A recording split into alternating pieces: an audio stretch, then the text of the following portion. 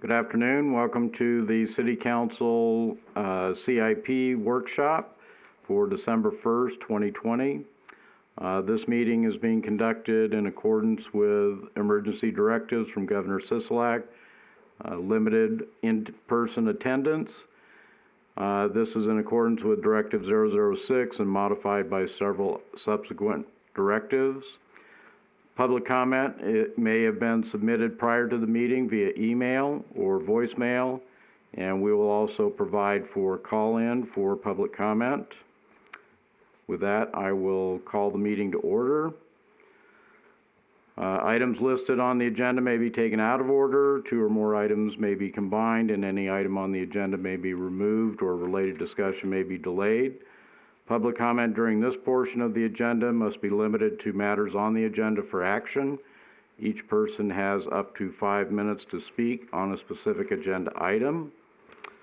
And we will begin the public comment period then. Anyone wishing to call in, the phone number is 702-589-9629.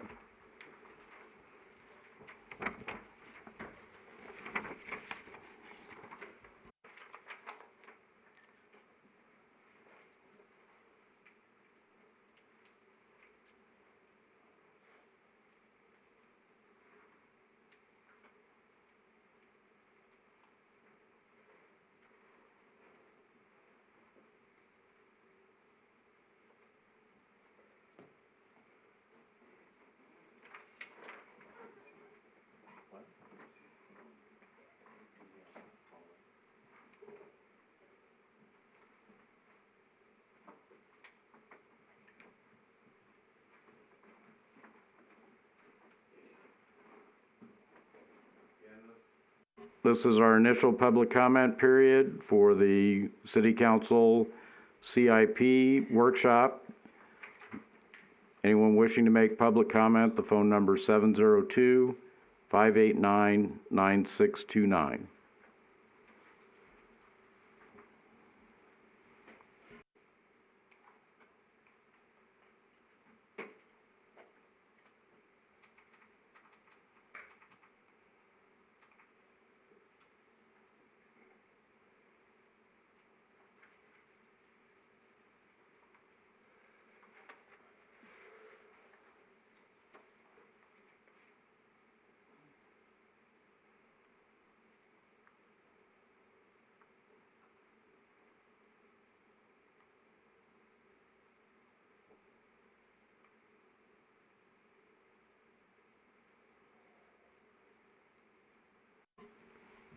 Madam City Clerk, do we have any emails or voicemails? Thank you.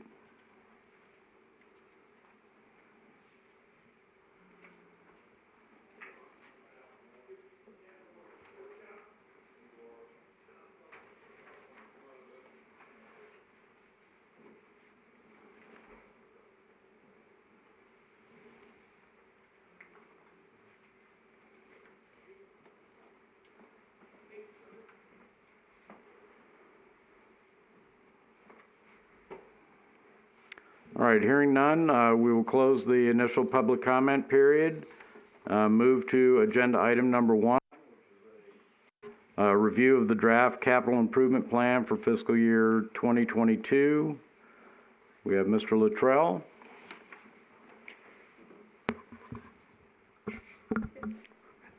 Good afternoon, Mayor and Council. Keegan Luttrell, Public Works Director for the record. I just wanted to say thank you for everybody coming today. As we've done the last few years, we've tried to improve every single year on what we present to Council, and I think this is no exception. Our CIP coordinator, Ms. Carol Lellis, has done a great job of trying to, I don't know if condense is the right word, but simplify, put all the streets information in one section, all the facility maintenance in one section, just really trying to streamline it, just to make it easier for the council and the public to understand what we're trying to present. And we're really just looking for some guidance on if we have the projects in there that you guys want to see, and if we're missing any of these projects, we're happy to hear any comments you guys have. So I'm going to turn it over to our CIP coordinator. Come on up.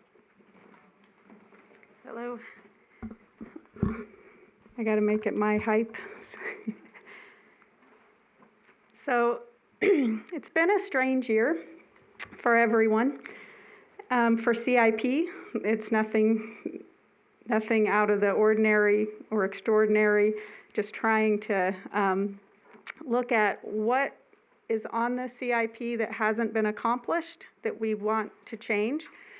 And 21, we pretty much put everything on hold, so we're looking for some direction on moving forward, and of course looking at 22 for the tentative approval going into the budget cycle. So the capital improvement program, it addresses any of the new replacement or improvements of the infrastructure with the life expectancy of 5 years and a minimum cost of $25,000. The majority of the CIP projects are funded through non-general fund sources, and the sources are listed. And the breakdown of the funding sources for 22 are above, so it breaks it down between each fund for a total of $13,982,833. I'm going to go back. Of that total, $982,000 would be coming from the general fund. Everything else would be coming from the additional funding sources. There was a change from the original PowerPoint, I'd like to point out. Recently, the general fund monies from the unassigned fund balance reserve was changed from a 20% to now it's 16.67.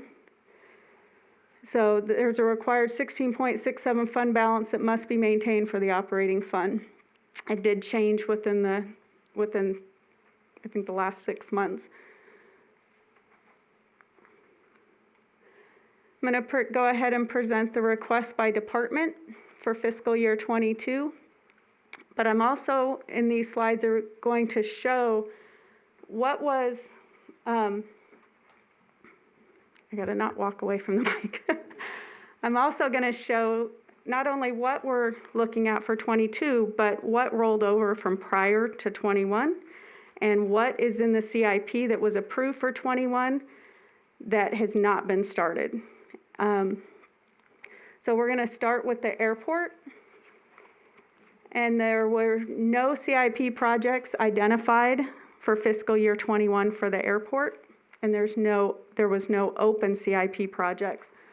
So the information for the airport is just for fiscal year 22. And he's not here? Okay, I'll answer. What? Okay. So would you like to ask the questions now, or should I keep going through and ask them at the end, or what are you? The directors are actually going to be available to step in.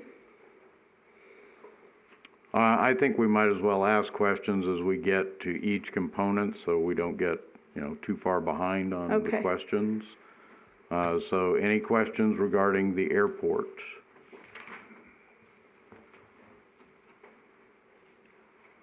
I do have a concern about the plans at the airport.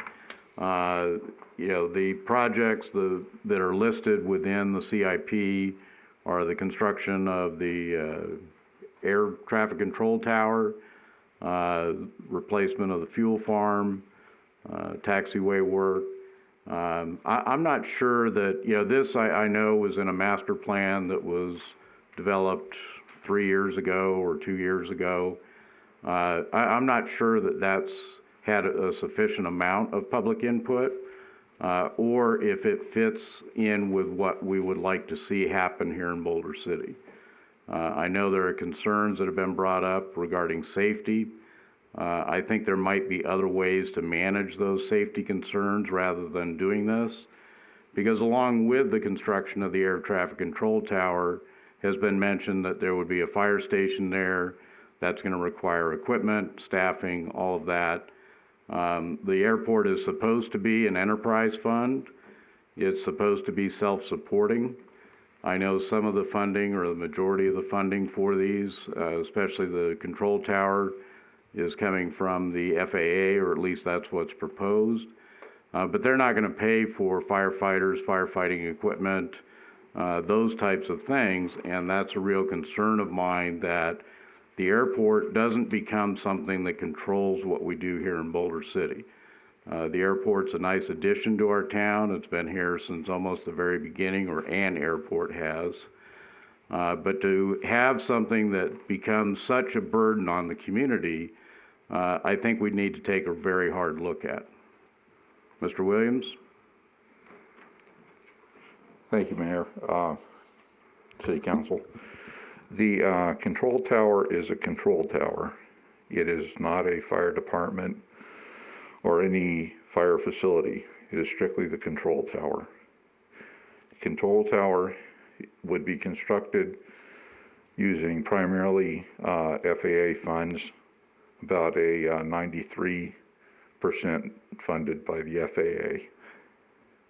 After the control tower is constructed, the FAA staffs the control tower. The only thing we're required to do is to provide building maintenance and some equipment maintenance in the facility. The reason for the control tower is to mitigate risk. Several years ago, I don't know, probably 5 years ago, 6 years ago, this airport was approved for the plant, or for a contract tower. The reason it was approved is because of the considerable amount of airport operations we have, well over 100,000, and also the conflicted traffic patterns with helicopters and fixed-wing aircraft and skydiving operations. The FAA and I also think that this is something that really needs to be constructed for this airport, because you don't you don't want to have airplanes hitting each other, whether on the ground or in the air, and that's what a control tower mitigates. To put it in a financial point, several years ago, the FAA determined that a life in an aircraft accident, an individual life, is worth $9 million. I appreciate the actuarial information, Mr. Williams. I'm not sure that you understood my point. My point is whether it's desirable for the city of Boulder City to become the object of an airport that has increasing traffic coming in and out of it. That airport has been there for decades. We've not had an issue prior to the last couple of years with all the talk about all the expansion that was going to occur at the airport that was built into the master plan that was done. I think what we need to do is, rather than saying, okay, we've got this traffic now that we're going to expect more and more, and we have all these takeoffs, and we've become the third busiest airport in Nevada and all of that, is to say, is that really what we want this facility to be? And take a look at how we want the airport to impact this community, rather than saying, well, the airport's going to drive itself. No, that's not what I'm saying, Mayor. Well, that's what I'm saying. I want to make that point to you, is that if there are safety issues there, we can look for other ways to address that, and that may be looking to lessen the amount of air traffic that occurs there. You can't do that. That's what I'm afraid of, Mr. Williams, is that we get an airport that starts to drive this community, rather than the community having the ability to decide what it wants. That's my concern. I understand your concern, Mayor, but as a public facility, we can't just arbitrarily restrict aircraft from landing there. And once again, that's my concern, is that we're getting into a situation here where we have something that embeds itself into this community that just starts to take over and demand more and more from the residents here. And I'm saying we need to find a different way. We need to find some way to not let that happen. I don't believe that is happening. I believe it is. If we look at the growth of air traffic at that facility over the past 10 years, I think it's very clear what's occurred there. Yes, but the control tower is not going to cause that to happen. You're right. It's there because of the increase in air traffic that's occurred. Yes, sir. Okay. The concern is, just to put it in perspective, in the first 4 months I was in this job last year, there were 5 near-midair collisions. That is an unprecedented amount. And that's the concern. I understand that concern. What I'm saying is the solution is not to build infrastructure to further facilitate the growth of the airport. That's one alternative. It should not be the only alternative available to this community. And to be told, you know what, you got an airport and here's how it's going to go. We're going to tell you how this works. That's not acceptable. That's not what I'm saying. What I'm saying is you did say that we cannot do anything about the level of air traffic at the airport. Is that correct? We do not. Okay, the airport is a public facility, correct? It is a city-owned facility. Yes, that's correct. It is a public facility. It is funded by federal dollars in some regard. It is just like a highway. You cannot arbitrarily restrict people from flying into it. That's all I'm saying. It's just like you can't just decide to close down a chunk of I-11 because you don't want a particular type of vehicle to drive on it. I don't like the analogy, Mr. Williams. Mayor McVanus, if I can interject. Is there an opportunity here to respond to you and the council's concerns regarding a couple of things that I'm hearing?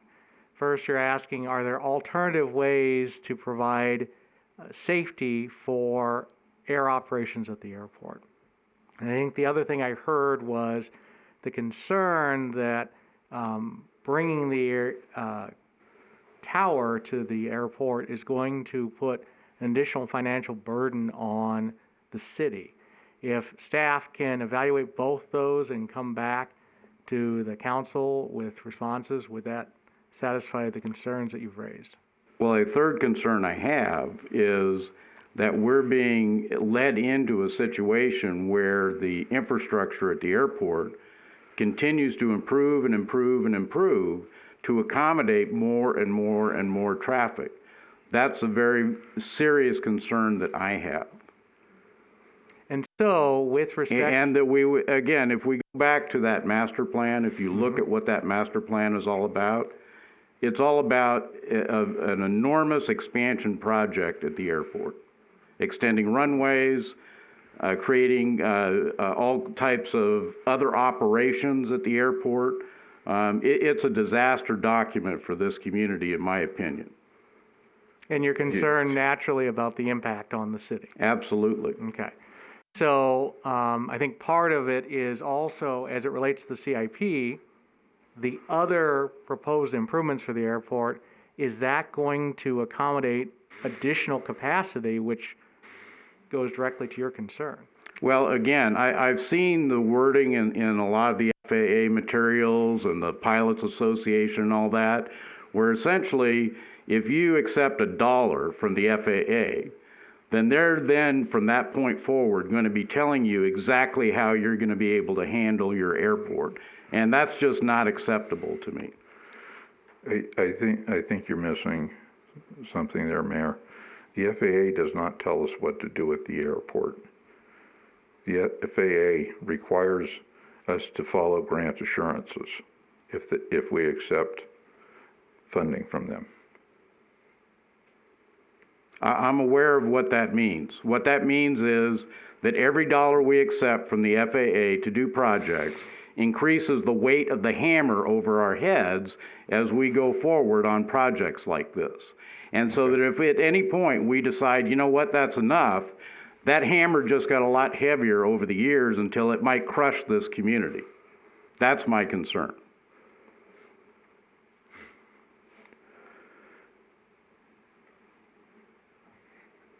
Well, I can understand your concern. So that would be the third item, Mr. Mays, that I think would be something we would look into as far as what it is this community desires, rather than what it is the airport users desire to make this community for themselves. We can certainly look into that, Mayor. Thank you. Any other questions or comments? Councilmember Bridges. Yes, sir, thank you. I just want to say that I absolutely disagree. I believe that safety, public safety is number one. Having a member of my family who's been involved in the aviation community, both professionally and recreationally for years and years, 5 near misses is too much. I also wanted to know over what period of time have we been having over 100,000 takeoffs and landings a year? Mr. Williamson, please. The best I can find is that probably for the past 3 years, we've had over 100,000 operations per year. Now, is there, in your experience, or I don't know if there's research behind it, does building a control tower increase capacity? No, the building a control tower does not increase capacity other than activity in the airspace. The capacity of the airport is based on ramp space and the ability to move the aircraft in and out. Control tower basically coordinates the airspace. Mm-hmm. That's really all it does.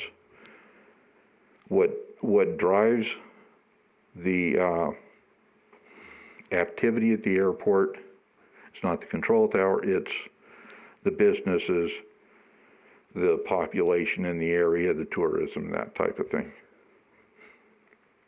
Okay. Yeah, I've flown into uncontrolled airports and controlled. It's right. A different experience, and but I do support that activity. I did have a question about the fuel tank, though. Yes, ma'am. If hold on, please. Oh, lost. Okay. What is the current situation of the fuel farm, and how urgent is it that we replace the tank?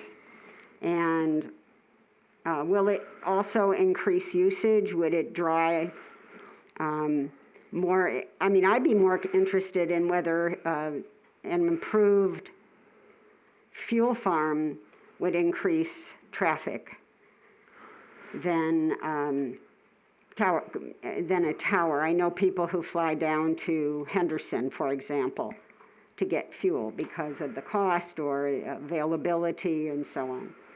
The project that we have scoped out does not change the capacity of the fuel farm. What it does is it replaces underground fuel storage tanks. There are 2 of them. The life expectancy of the fuel storage tanks is 20 years. Mm-hmm. They've been in the ground for 30. Oh, okay. We do inspections on them monthly. I mean, every day we do a sump test and everything like that. But we do a tightness test to check to make sure they're holding pressure and everything else. We do that monthly right now. It's normally an annual or triennial operation. The problem is that if one of these things leaks, it becomes an environmental hazard. Mm-hmm. as well as an aeronautical hazard because it might contaminate the fuel. And if that happens, then, you know, if we get a hole in the tank, which, you know, hopefully we don't, but if that does happen or were to occur, then we start getting fined by the EPA or whoever for having a environmental problem, a contamination problem. Then we have to dig up the tanks and we have to mitigate. We have to dig through until we have clean soil and have that soil washed and redistributed somewhere else. I can't tell you exactly what all goes into it at that point. I've never experienced that. Well, I haven't experienced that since I was 17. And that was a lot easier world back then. But, you know, it just seems to me that, you know, underground fuel tanks are really not a great idea, you know, in the first place, because you can't see the leak. You don't find the leak until after it's already happened, and it gets more and more difficult to mitigate it. And also, does the airport fund currently have the funds to cover the cost of the initial 2022 cost of the air traffic control tower and the fuel farm? Yes, ma'am. It does. Okay, that's it. Thank you. Any other questions or comments? Councilmember Folda? Thank you. I have a few questions on the airport projects. First is, you know, I think a lot of the projects that were brought up in the master plan, the airport master plan, can cause pause because there is, you know, a whole fire medic emergency building that was part of that plan as well. And I think that's what Mayor is speaking to. I wanted to know if a lot of the money that we get from the FAA is based off of how many flights we have per year. Is that correct? Or annual? Enplanements. So the FAA money comes in several different areas. There's non-primary entitlements, which if we didn't have any activity, we would get $150,000 a year. Being we have 225,000 enplanements, we get about 1.7 million, 1.8 million a year. Then there's airport improvement funds, which are discretionary funds by the FAA, and it's competitive grants. And that basically just dovetails in with the non-primary entitlements. And then there's what's called state apportionment. And that's where money comes into the state, and we coordinate with the state on where that money goes. And again, that's a competitive grant. Okay. So I'd say it's fair probably to say that we haven't met the threshold of 100,000 flights this year. And so what does next year's budget look like? Are we going to be down in that 150 mark instead of the 1.8 million, or how does that work? Because we haven't nearly done any flights as much as we would in prior years. So the answer to that question that we're getting from the FAA is that they are going to stand down from looking at anything having to do with this year that's been shut down by COVID, and possibly into the future. Okay. So they're going to consider us as still having those number of operations and those numbers of enplanements, because this is far and above and beyond what could be considered. Okay. So is that just a thought right now, or do they have that in writing yet that we know what we'd be looking at? I have heard that from the airport's district office manager, but I have not seen that specifically in writing. Okay. So that's a concern, is that, you know, what's going to happen with that FAA money. So, and same with the traffic tower, you know, if we don't, you know, many of the tenants down there have laid off almost all their employees. We're talking about nearly 100 employees have been laid off that worked, you know, in the tourism industry down there. So how much of this is guaranteed? It's going to take several years probably to get back to where we were before COVID. So, before we start a $5 million project, how much of that money is even going to be there? So this will if the non-primary entitlement funds are not there, then this will go into a competitive grant system, the AIP, Airport Improvement Program. And so we would have to file for the grant to receive it, correct? Yes. Okay.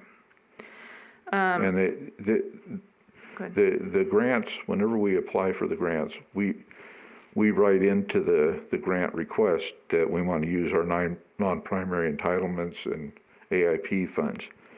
However, if the FAA looks at it and says, oh, well, you don't have enough non-primary entitlements, they're going to automatically fill that slot in with AIP. And if they decide that it's not a worthy project, then they'll flat tell us that. They'll send us a letter. Okay. But you said there's enough money for those projects. Do you know how much money is in the budget for the airport? I think we've got 1.4 million right now, Okay. total. And a certain percentage of that is reserve. Okay. And then on the fuel tanks, where is our contract at right now? I believe we had a few years on that contract, but I think that's expired this year, didn't it? Yes, we extended it this year. It cycled in August of this year. Okay. And so it's stepped onto the second 2-year cycle. So there's a total of 10 2-year cycles, or 5 2-year cycles, I'm sorry, total of 10 years. And it's every 2 years it cycles over. Okay. So, what part, is there a way that we could incorporate that into a contract in some way in the future that whoever takes over the fuel farms gets those tanks up to standard? Yeah, we could do that. But we've looked at that, and what that runs into is whenever we looked at it, the companies that were interested in doing it wanted to have a solid contract out 20 years. That, along with a required jet fuel sales of 1.8 million gallons per year. And so if you're not selling the 1.8 billion gallons per year, or that's not being processed through there, then we're in violation of a contract like that. So those reasons, and the fact that the mayor specifically said he didn't like the idea of long-term contracts like that, we stepped back and we did it this way. Okay. So, but it is kind of understandable if a long-term, because you would have to, get back on your investment. I have a question on this, because last year when we saw the price for the fuel farm, it was around $500,000, and now it's up to $925,000. Why did it change so much? Because prices went up. I mean, that's preliminary what it is. We did add some additional stuff in it for safety items that we had identified after the fact. And we also have some other environmental mitigation project that goes in with it in case there is a fuel spill, so that it doesn't go into the desert and start polluting the ground. Okay. So those environmental and safety added almost doubled the project. Is that what those were, or is there anything specific that made it almost double what it was last year when we saw that? Well, there was we added some ability to do over the wing fueling of jet aircraft that we hadn't previously looked at doing. Okay. And it was determined that there's enough future activity with diesel aircraft and small jet or small turbine aircraft that would be something we really need to look at doing. Not to mention, we've had several people at the airport specifically say that it's put them in a bad situation not having over the wing refueling of jet fuel. or self-service jet fuel, I should say. That's all the questions I had. Thank you. Councilmember Hoskins? Yes, Willie. Just stay up here till I'm Yes, stay told up to there. leave. You're not excused yet. Okay. I totally agree with the mayor on the master plan. I don't want to see any expansion to the airport. However, I do like to see a tower. I come from an aviation family. I've flown where there's no towers, and I've spotted the 3 o'clock, 10 o'clock, planes that are coming in, and you almost crash. We have a system out there with the fixed wings, the helicopters, and the people, the skydivers, that is very dangerous. And a control tower actually controls the traffic. That's why I approve of it. I don't approve of expanding the runway. I don't I don't approve of expanding the whole airport, but I do approve of the control tower because it's a safety issue. Yes. And on the fuel farm, I don't like the fuel farm. I don't like being in the fuel business. Well, that's two of us. And I've told you this story before. My dad was a General Motors dealer. We had a service station. A service station is different than a gas station. I would like to see us be able to eventually maybe go out for an RFP, because I know there have been people who have been interested, come back and let them bring the tanks in, and it's almost $1 million for the tanks. We will never recoup that. So I think that is something we should look into. Even if we do have a contract out there, the people that we have the contract with may be interested in coming in. So those are my thoughts. Okay, can I clarify something? Yes, sir. So these projects that we have listed in this CIP that have to do with rehabilitate runway 1533 and construct taxiway Echo, those do not increase the size or capacity of the runway at all. What that is merely repaving the runway. I understand that. Thank you. Okay. Thank you. Any other questions or comments? And again, I would just like to clarify that if you read the master plan, step 1, construct an air control tower. Step 2, build a fire station. Step 3, staff and equip that fire station. You've just brought up that the reason the cost of the fuel farm replacement has gone up so high is so that you can accommodate jet aircraft. Jet aircraft are not a desirable aircraft to have flying in and out of that airport. So that will be another step. That'll be another nail in what happens with that airport. That will be another accomplishment of the master plan, is to move those types of things into reality that this community probably is not interested in. So I think we need to take some steps. Rather than listening to airport users, we need to listen to the community as to what type of airport they want in this town. Okay, can I clarify one thing, Mayor? Certainly. Whenever I spoke about jet aircraft, I misspoke. I should have said turbine-powered aircraft, such as there are actually some very small turbine helicopters, in fact, that are 2-seaters. So those would use that. There are diesel-powered aircraft that use jet fuel. I'm not talking about bringing in a bunch of Lear jets.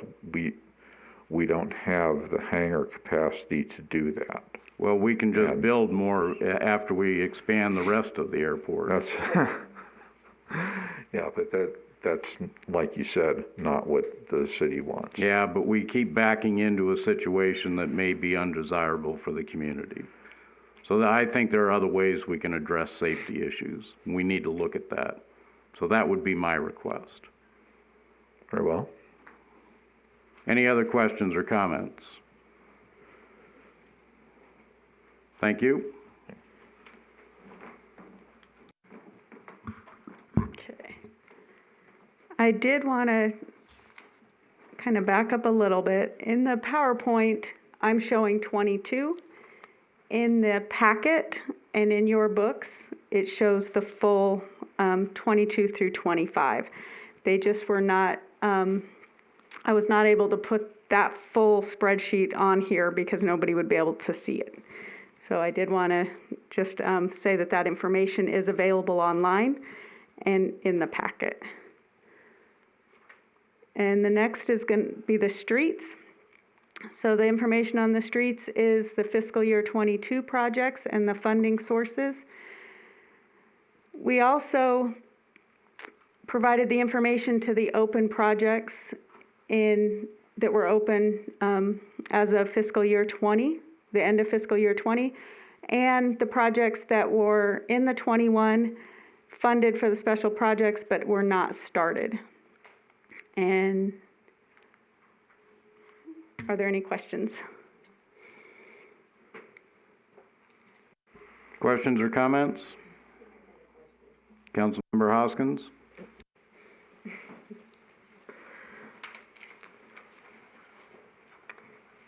I had a question and Carol answered it, but I have to extend it a little bit. On this page where you have Hemingway System Phase 2 and it shows 2010, and I asked if that was correct, and she said it was correct. So my question to you is, why would we have a 2010 still listed? That is, has been kind of, well, as you can see, it's been ongoing for a number of years. We're in the process of bidding out the Phase 2B of that. The master plan was included in their original, so that's why it's been ongoing. We've been adding design and construction projects to that original. To my knowledge, the $310,000 that's still on the books is not going to be used, or not to the full extent of that. But there is, what's the name? I forgot the consultant's name, but they were doing the master plan for flood control and for the city. So that's where those expenses have been coming out of. Is that something we should look at for taking off? Yep.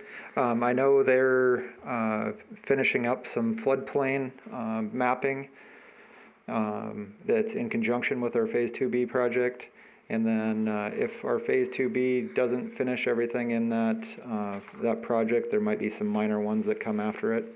But yeah, we can definitely look at closing that one just so it's still not on the books 11 years later.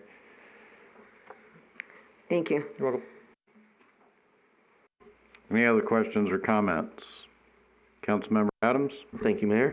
With regards to the ADA improvements, how do we determine which improvements? Do we have a list of what improvements are needing to be made? Are we doing those in-house, or is that something where, I don't know if the RTC is part of this funding. I have to look back at it here real quick.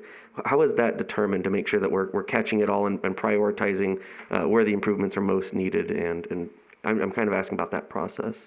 So first, yes, it is RTC funding for this. Mm-hmm.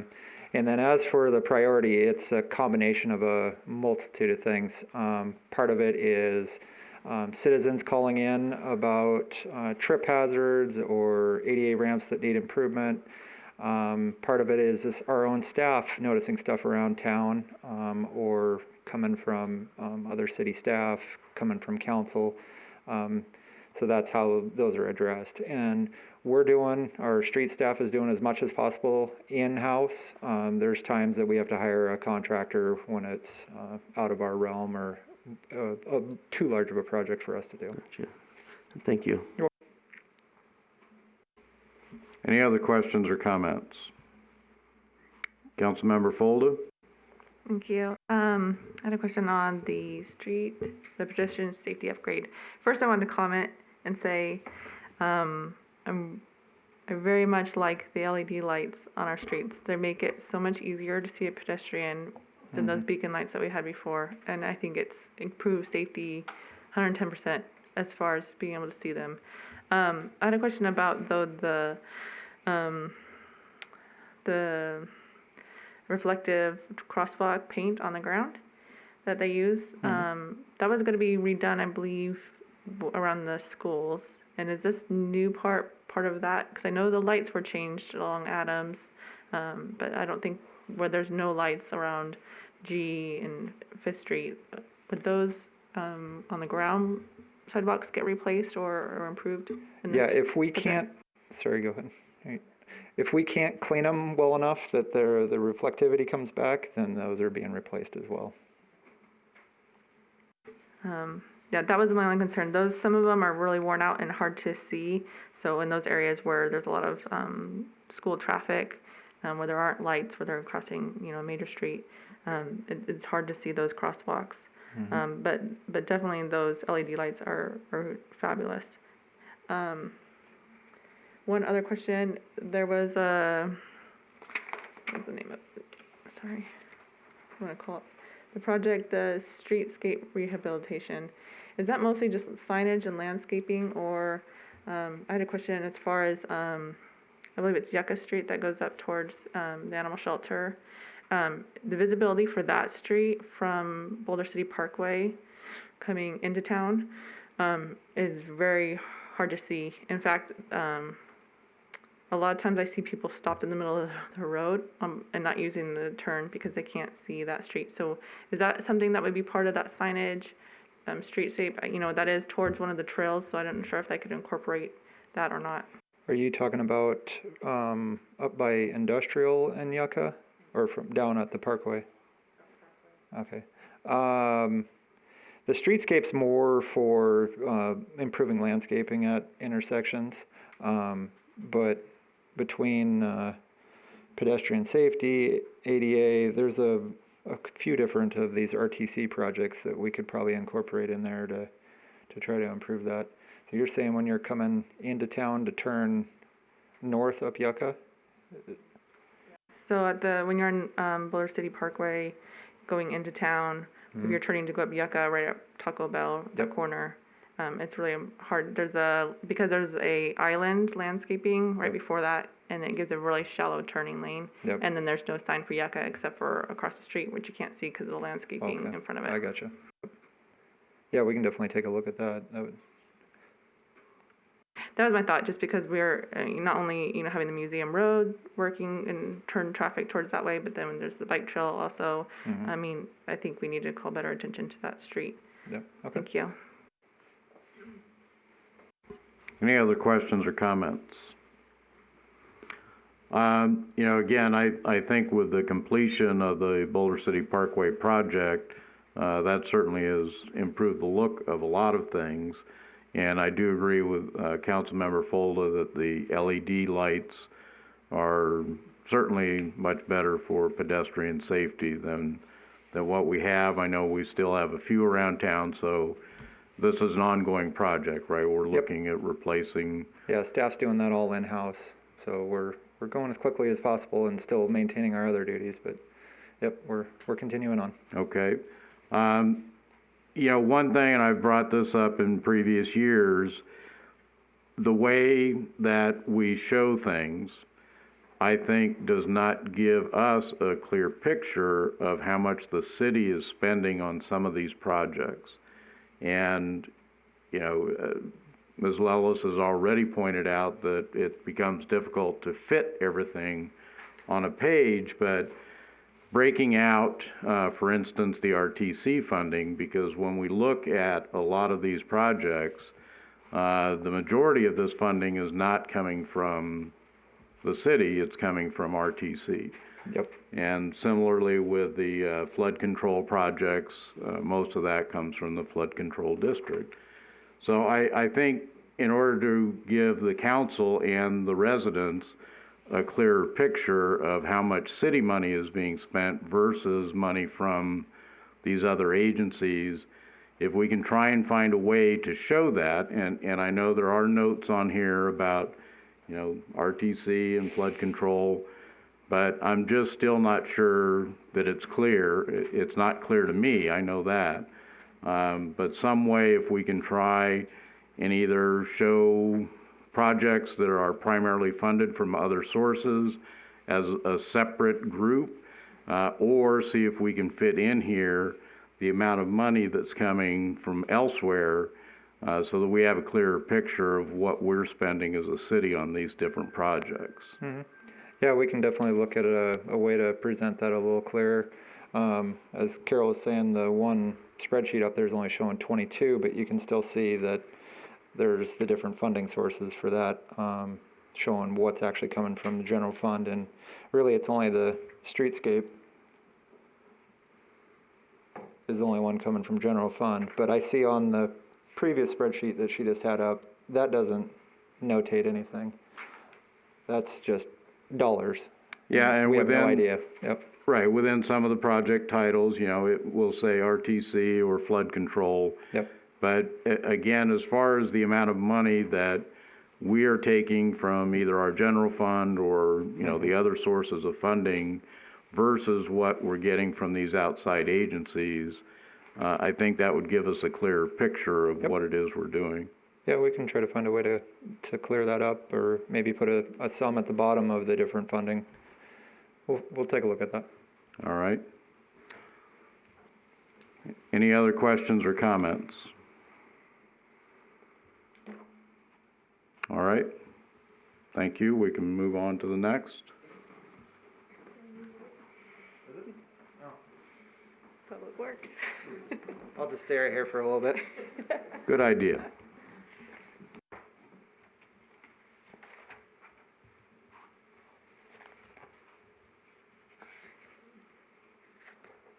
Which one do you want to show first?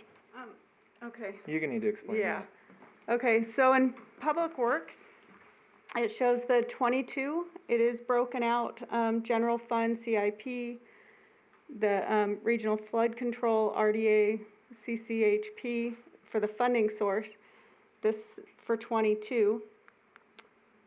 Now the open projects and the prior to fiscal year end 20, plus the CIP projects for 21. This is the beginning of where we're asking for direction from the council on looking. Oh, sorry. At looking at projects that have rolled from year to year that we were asking to be reallocated. The projects in yellow for Public Works, and also down below the fiscal year 21 projects that have not been started. These are projects that, in meeting with the directors and evaluating these projects, they're not able to be done the way they were originally approved by council in that year's CIP. So what we're asking is for direction to actually have an action taken in the future by the council to close those projects. The money is already in CIP, and let us bring forward the project either with new information, new priorities, or with direction of the council to be able to reallocate those funds that are already in the CIP. Instead of the projects just staying there and not getting accomplished.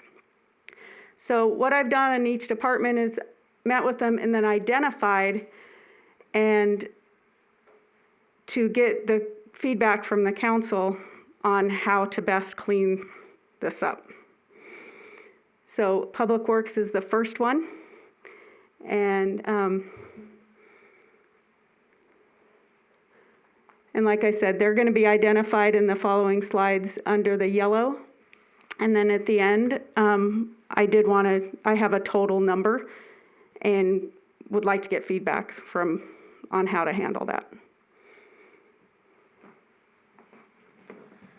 Also, in addition to what Carol was saying of if the projects can't be done, whether it's funding because of increased construction costs, it could also be that it's not a priority anymore, either by direction from council or internally we've identified projects that have a higher priority. So some of these projects we feel that we don't need to do them anymore, or we need to bring them back and with more transparency showing exactly what needs to be done. So that's why she's identified some of those projects in yellow.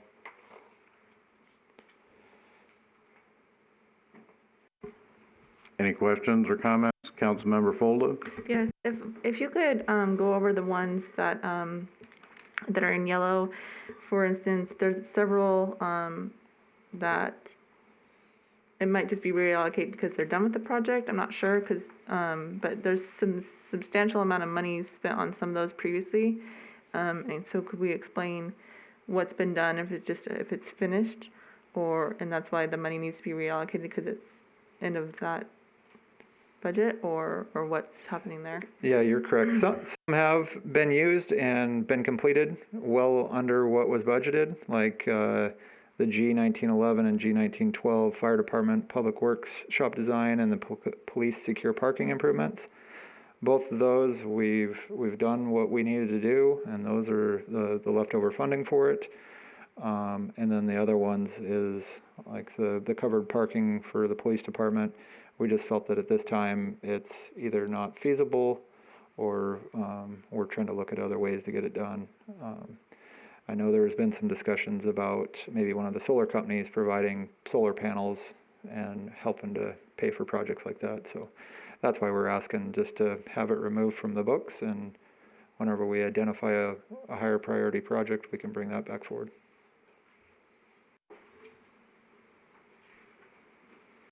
Councilmember Hoskins? Yes, I appreciate the fact that you've highlighted these and pointed them out. I think it's much easier to look at. I did have a few questions here, but she has a total at the end of all of these, correct? Yep. Okay. And this actually doesn't deal with Public Works, but I'd like to bring it up right now because some of the numbering, I compared last year's and this year's page by page, and I found that the numbering system changes, such as 20-103 changed to 22-100. Now, I know the first two digits would be the year, but the last three digits, if they could remain the same, it would be easier to follow them. And I found that there's many other ones. So I just think in trying to locate this and see where it was back before or whatever, I have a whole list of them, but if that would be possible, I think it would be easier. But I do appreciate what you've done. This is much, much better than it was last year. Yeah. Much better. Thank you. You're welcome. As for the numbering, if a project rolls over from the previous year, then we'll leave the number the same.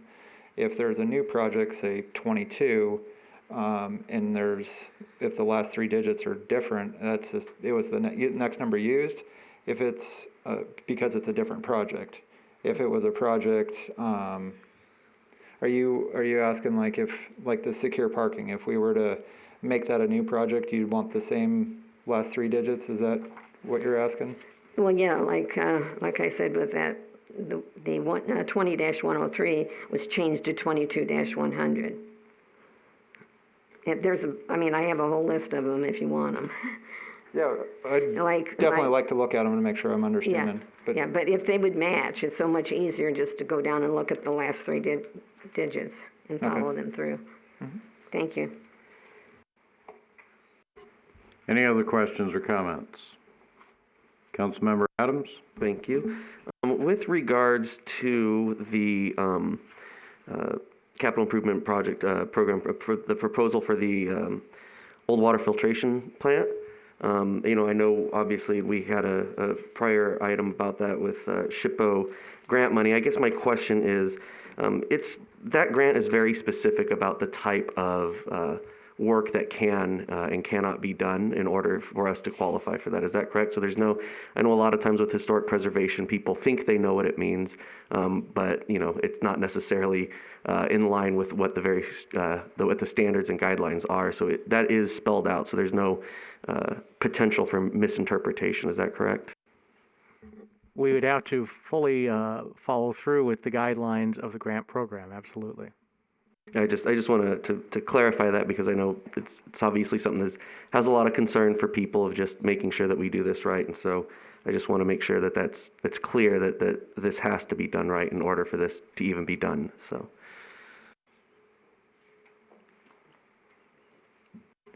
Councilmember Bridges? Yeah, I did have a question on that.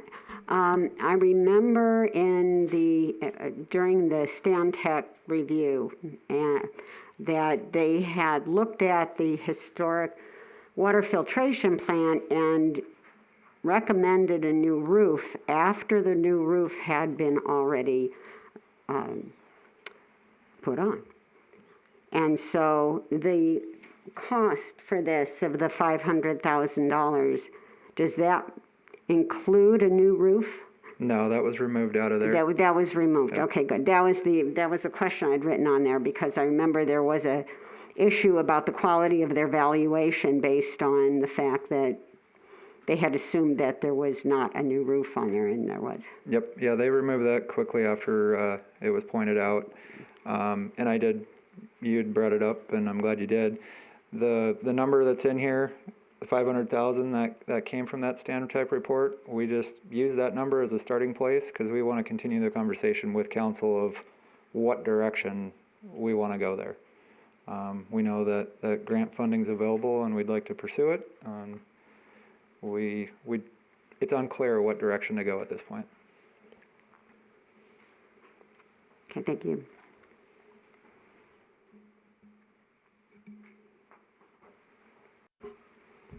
Any other questions or comments? Along that same line, within the presentation here, it refers to a facilities master plan. Is that the Stantec report? We are using the Stantec report to generate our own master plan for maintenance. It's not just using the Stantec report. The one good thing that I definitely got out of it and my staff got out of that Stantec report was the deficiency in all the buildings. We knew of some of them. Some buildings we probably knew most of them, but we definitely didn't know all of them. So we are going through that Stantec report with a fine-tooth comb and pulling out projects that we can either do in-house or will become CIP projects down the road. So that's something we're working on right now. Well, I'm glad you found some use for that, because I'll be honest with you, at least the drafts that came to council, I did not find very much helpful information in there for the amount of money that was spent on that report. There's also references to other types of reports. I believe it's the street assessment report is one, and there are some other reports like that. Can those be made available to the council and the public so that we can take a look at those as well? Yeah, and I need to apologize, especially to you, Mayor, about the street assessment report. As I've told you multiple times when you've asked for it, there was some some errors that we had caught in there. We had fixed any of the larger errors on street assessments. It was more just the fine-tuning the numbers, making sure they coincide with the right years. So I just need to make more time to get those finalized, and then we can completely close out that project. All right. And again, these other projects that are listed on here, I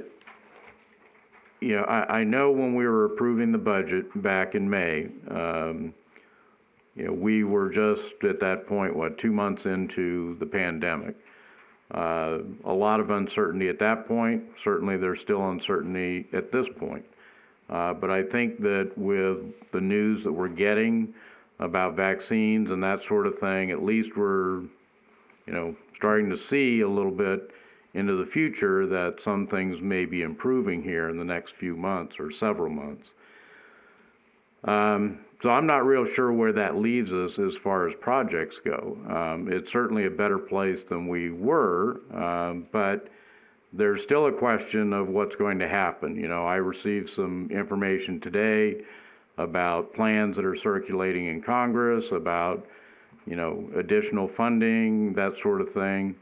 So I'm just not real sure where we're going to be able to go with some of these projects at this time. But it certainly looks to be that we are in a better place now than we were in May of this year. Mm-hmm. All right. Thank you. You're welcome. Anyone else?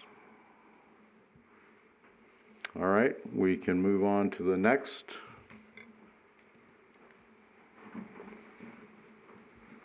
Okay, the next department is Parks and Recreation. Parks for 22 showed the general fund of 440, the CIP 1 of 310. There was 3 projects from prior year 20 and fiscal year 21 that we're asking for the reallocation.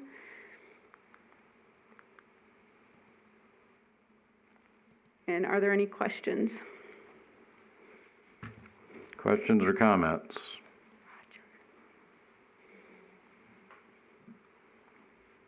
Councilmember Adams? With regards, I'll give you a second here, Roger. Thank you, sir.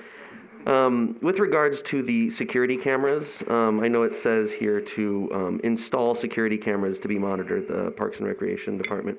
Are there already cameras installed at any of our parks as it is currently, or? Yes, we have parks, we have cameras at Veterans Memorial Park, Hemingway Park, and the swimming pool right now. And when you look at this, project for security cams, we are working with the police department hand in hand to make sure that the city is a safe place. We do get a lot of vandalism in some of our parks, and we've caught some vandals with the camera system at Veterans Memorial Park. So it has come in handy. But we are working with the police department on this project, and they're going to be looking at securing facilities and parks around Boulder City. Thank you. I personally, I always have that big brother concern, but I also do feel that, places like our parks, which are intended for public use and need to be sure that they are safe for our public to use, I think we do have to consider things like making sure that we have security cameras so that, maybe they're not catching people, so we can respond right away in the act, but perhaps that we can make sure that people know that we are looking out for our parks and making sure that they are a safe space. So. Yes, sir. Councilmember Bridges? Yeah, I wanted to make a comment about the security cameras. As I was walking over here, I realized that the kids who are skateboarding on the gazebo at night, which is almost every night right now, 8 to 10 kids skateboarding on the gazebo, they've created ruts all over the outside edge of the gazebo. What happens, okay? So what happens, we have security cameras. I'm just curious if there's they see something going on. Is that monitored all the time? Is it there's going to be a tape in case you find somebody's We guns? do have a tape system on it, and we have, the police department has utilized the tape for a number of activities at Veterans Memorial Park. And so, yeah, they can go back and see who's doing what and have a time frame and use that as evidence if they decide to prosecute. So we do have that capability right now, and we have used that. Okay, so the security camera, the monitoring system would be more like if you see something has happened, you can go back and see who might have done it. Well, we've been talking both ways. Right now, the way it is, it's the cameras come to Parks and Rec. We have 3 computers that monitor facilities at Parks and Recreation. Kelly monitors the swimming pool and the Veterans Memorial Park. I have the capability to do that as well. But there's a way, too, where you put a camera system in that can be monitored by dispatch at the police department. So we're looking at both aspects of that once we explore that. And I know Vinny's been working very hard on that. Sergeant Albowitz has been working very hard on that. So. Okay, thanks. Thank you. Councilmember Folda? Thank you. So I had a couple questions on, so let me see, sorry, I wasn't ready to go yet, I guess. So prior year, there were 6 projects in fiscal year 21, and none of those projects have, there's 6 projects that haven't started yet. So that includes the dog park, grass and fencing, moving forward with the ABC gym lighting, rec center flat roof replacement, aquatic center filtration system, pool surge trench repair, and add lighting to the skateboard track at Veterans. On here also the field light conversion. So I believe that's looking to be removed, right? Does it That's reallocate on there correct, too? yeah. On there? Okay, and what is the reason for that? Well, first of all, it's a lot of money. We got one quote of $1 million to do, some fields, so we didn't have the money allocated in the fund at that point Okay. with enough money to do that. So, and that didn't really fall within the top priority for us. Okay. The other one was the multi-purpose field. So I know we've gone back and forth on this multi-purpose field. Do you know how much it costs for the basketball court that was put out at Veterans? Off the top of your head, sorry. I think 300 and some thousand. I think Public Works, designed that. Design that, okay. Yeah. So is there a way that the multi-purpose field that was planned for Veterans Park was kind of a solution for dog park uses, correct? That was the kind of the thought that was going on. Are you talking about the one that's in the report right now? Mm-hmm. Yeah, basically adding on to the existing dog park with grass. And then... No, not the, okay, so there's two projects. So it's an open project right now that hasn't been funded yet, or that hasn't been started yet. We had, last year, I remember during the CIP process, there was a project in there for, I think it was $400,000 for a new multi-purpose field, and then the existing, what number is it? R 2007, the one for $55,000. That was a previous project. I think they were going to try to, was it going to combine those two, or? Yeah. So the $400,000 was removed. And then this one was just an oversight, and that's why we're asking for it to be removed. Okay, so that was part of that 400,000, and that's not, okay. Yeah, it was in there two separate line items, so maybe the 55,000 was previously just for design of it, and then the 400 was constructed. But we got direction from council that it was not a necessity right now, so the 400,000 was removed, and the 55 should have went with it. Okay. So I think the problem is that was tied in with what's going on with the dog park and the leash law and all those things, and trying to figure out what's going on with the use of the parks. I think that there would be a use for a multi-purpose field, or at least a small, what could be used like as a indoor soccer sized field that had Bermuda kind of grass that was low maintenance, something like that soccer could use, because it really is hard to use Veteran Memorial grass for soccer, because it's a lot more lush and thick and long, but not as a substitute to be used as a dog park. And I think those conversations hopefully will come back again, because we are trying to have that discussion between police and leash law and our dog parks. Unfortunately, it was canceled because of COVID concerns, but I think that those projects, before they go completely away, need to be discussed, because they are all associated with one another, that we can find a better solution for the uses of those. So those are my comments on those. As for the new projects, I had a question about the ABC parking lot resurfacing. So that was previously, last year when we saw it, it was scheduled for 2024, and now it's been moved up. So is this just resurfacing the existing lots right now, or is this adding, because I believed when we were doing the ABC renovations for Lindahan, while they're adding a parking lot, that would be paid not by the city general budget. That's correct. Whatever Lindahan is doing over on the south side of the park would be paid for by a grant, I guess, from the Clark County. What this is if you go down to the park and you make that right turn by the admin building, there are holes, 6, 8 to 8 inch holes in the asphalt that are separating, and it's creating a safety hazard, really. And I asked Keegan to take a look, and he came up with a price that needs to be done in 2024. If we leave it to 2024, we're going to be in a world of hurt, because it's going to be really bad. And right now it's really bad, but it's going to be terrible if we leave it for a couple more years. Okay. But this does not include adding the parking lot next to the gym? No, it doesn't, no. Part of Lindahan's project? Nope. Okay. Okay. My other question was about the annual. So basically, annually we have a park irrigation replacement program that does $100,000. Is this over budgeted? We only used I think $6,000 this last fiscal year for that. Are we over budgeting this, or just something that we just can't get around to often enough, or where are we at with that irrigation replacement? The reason it's put in there the way it is that right now, Sergio, our landscape supervisor, had said that right now he either didn't have the money to be able to do a full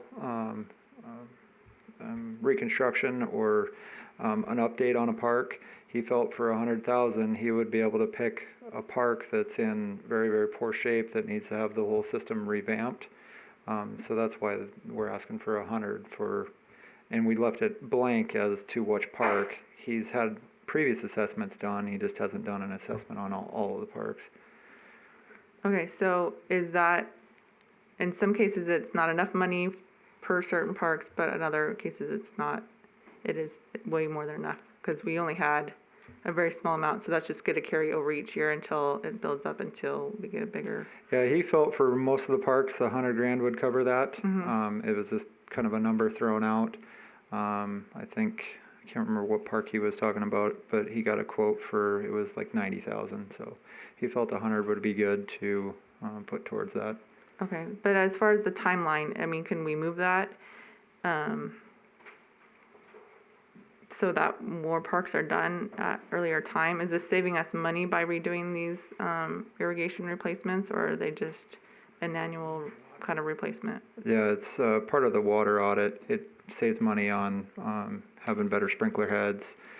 And you always do get the economy of scale. If you bid out a project that's 3 parks versus 1 park, you're probably going to get better numbers for that. But then it also comes down to who is available to be able to manage that project.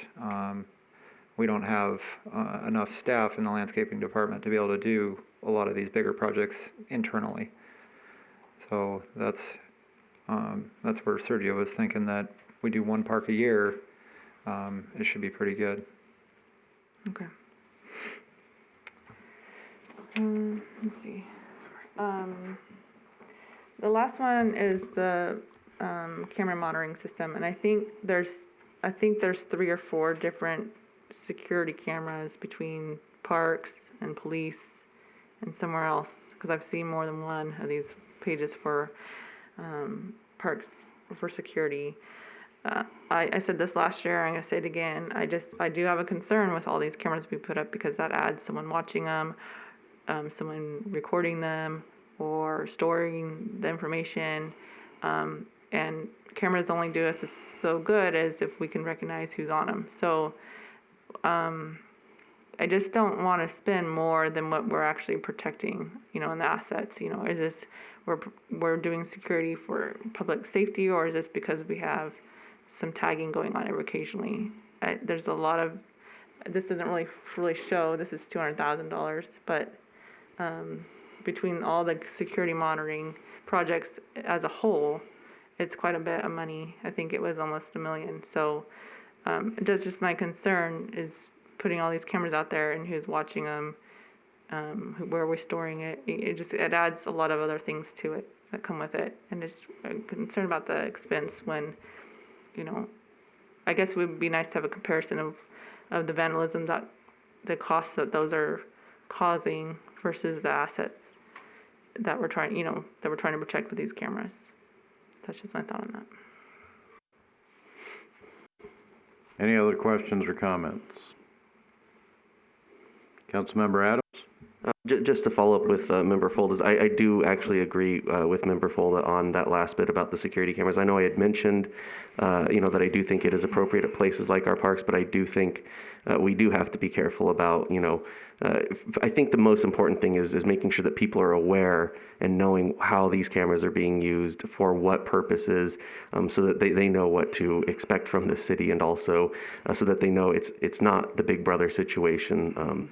And like she said, are we do we really need security cameras just to try and meet out some minor bits of vandalism, or are there really parks, like you said, veterans or the pool areas where large gatherings can happen, and I think there is more reason for it. So I just think it is an important conversation to have. So Yeah. You know, at the swimming pool, we were having people jump the fence at night, and we didn't know it until the next morning. And we would find certain items of clothing and, you know, various other stuff. And so that's very important to prevent drowning. And, you know, we needed to know what was going on. And since we put the cameras up, it's really helped us, you know, make that facility more safe for our residents. So. I would just add, you know, the old philosophy saying about if a tree falls in the forest and there's no one there to hear it, did it make a noise?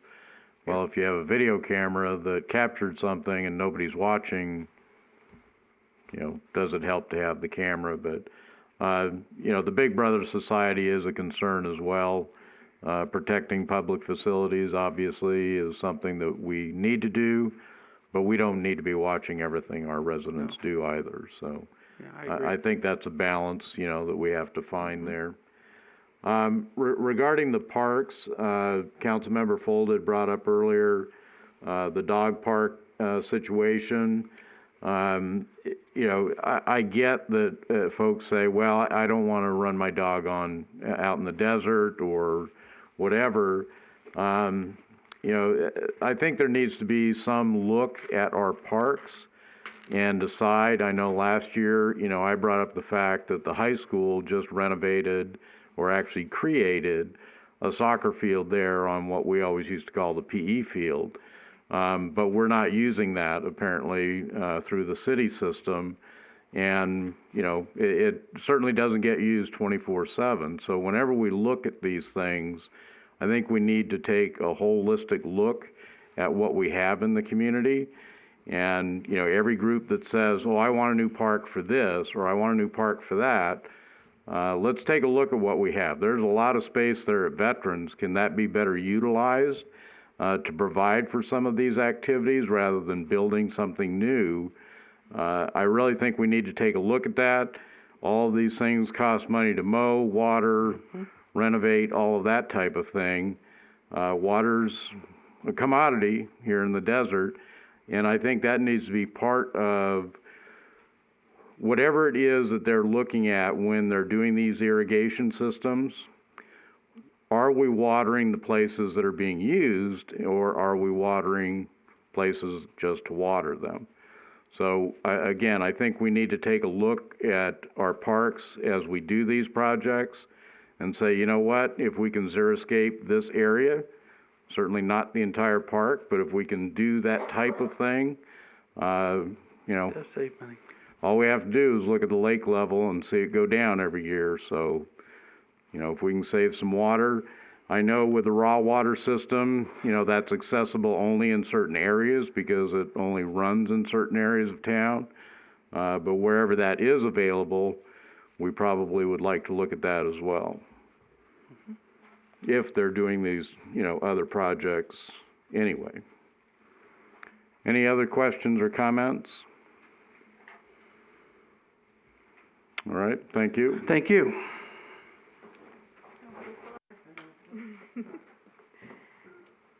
Okay, Boulder Creek. Oh, sorry. Boulder Creek also has a 22 information. There was 5 projects, 4 that were rolled over from prior years, and 1 in 21 that we're requesting for the reallocation. And if you have any questions. Questions or comments? Councilmember Hoskins? Yes, thank you. 20-112, restrooms went from 90,000 to 150,000. Can you explain that, other than inflation? Well, the restroom, is that what number is that? I think it's 112. 20-112. That's the one by the Yes. Okay.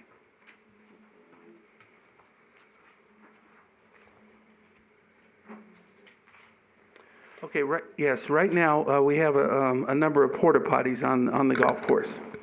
A couple years ago, we built a restroom, a block restroom on Buchanan Boulevard, and that has hooked up to water, sewer, electric, that type of thing.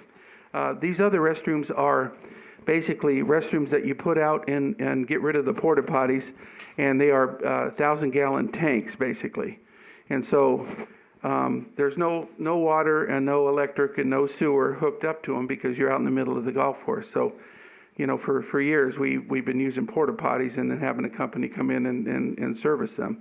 But this would be more of a better system, as you wouldn't have to have service companies come out as long because the tanks are bigger and it's a bigger facility for the residents.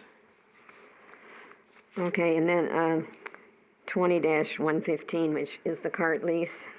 Yes, basically on the cart lease. Because that went from $360,000 to $1,150,000. Huh? No, I had the. Oh well. It's some. Oh yeah, it's right here. Yeah. Yeah. It got eaten up by the book. I'm sorry. So basically, right now we have a cart lease. Our carts at Boulder Creek are 9 years old, and we're having problems with, replacement of cracked bumpers, torn seats, wheel issues. We're having problems with new tires and batteries. Batteries cost, there's 6 batteries per cart. They're $110 a piece, so that's $660 per cart times 100 carts is $66,000, and they have to be replaced every 3 years. Okay, so we've done that over a period of time. The average battery lasts about 3 years. So this is we're asking for 130 carts and a 5-year lease to own at $230,000 a year for 5 years. At the end of that 5-year period, we're going to own the carts, and we normally keep the carts in play for another 4 to 5 to 6 years, depending on how good they are.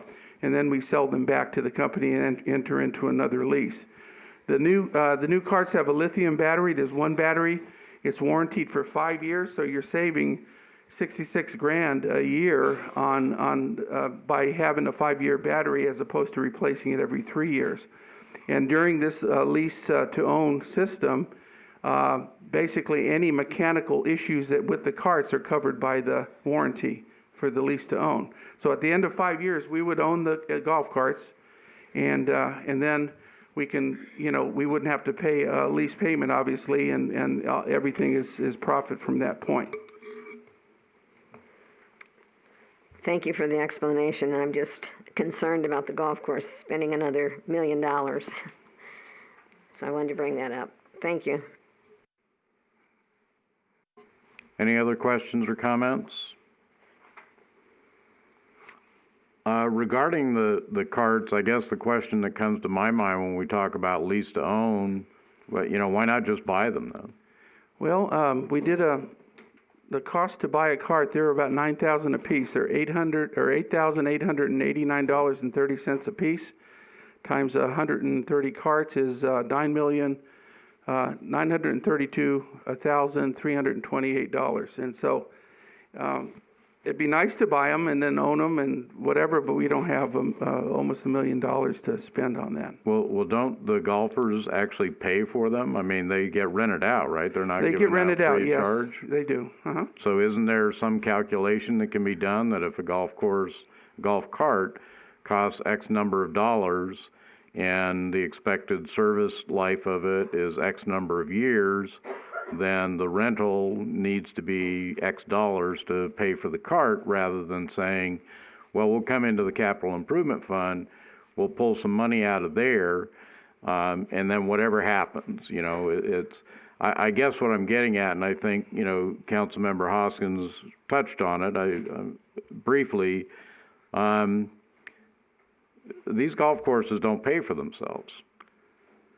Well, we're getting pretty close to pay for it. So right now, the way the payment funding would be $150,000 from the general fund and $800,000 from the golf course surcharge fund. So every year, I think that's- $80,000 Yeah. from the golf course surcharge fund. So But I mean, that doesn't even cover the cost of the new restroom, right? probably not. Yeah. But the restroom we're not asking for a new restroom in '22, I don't believe. Well, I'm just saying it's that, in you know, 24. you're talking about, oh, we're not asking for much money here, and yet these projects here add up to, you know, I'm sure close to $1 million. Well, this one does over a 5-year period, yes. And then we own the carts at the end of 5 years, and we can keep them for 5 more years, and that's pure profit. Yeah, you know, I know, Mr. Hall, you've been here a long time.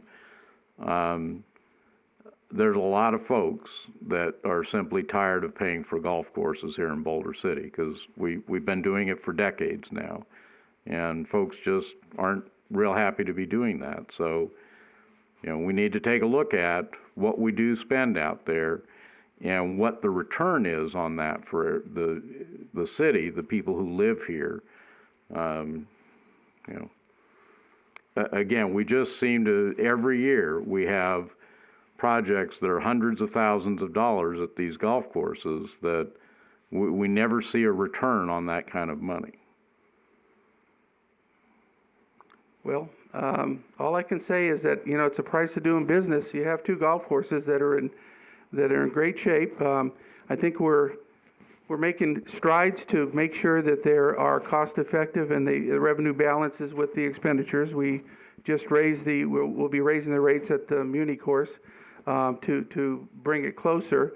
And then we're also looking at the possibility of bringing something back to the city council in the very near future of possibly changing out the maintenance contract, which if done successfully will save the city a bunch of money. So, and that's coming to you guys, you know, in the very near future. So Okay.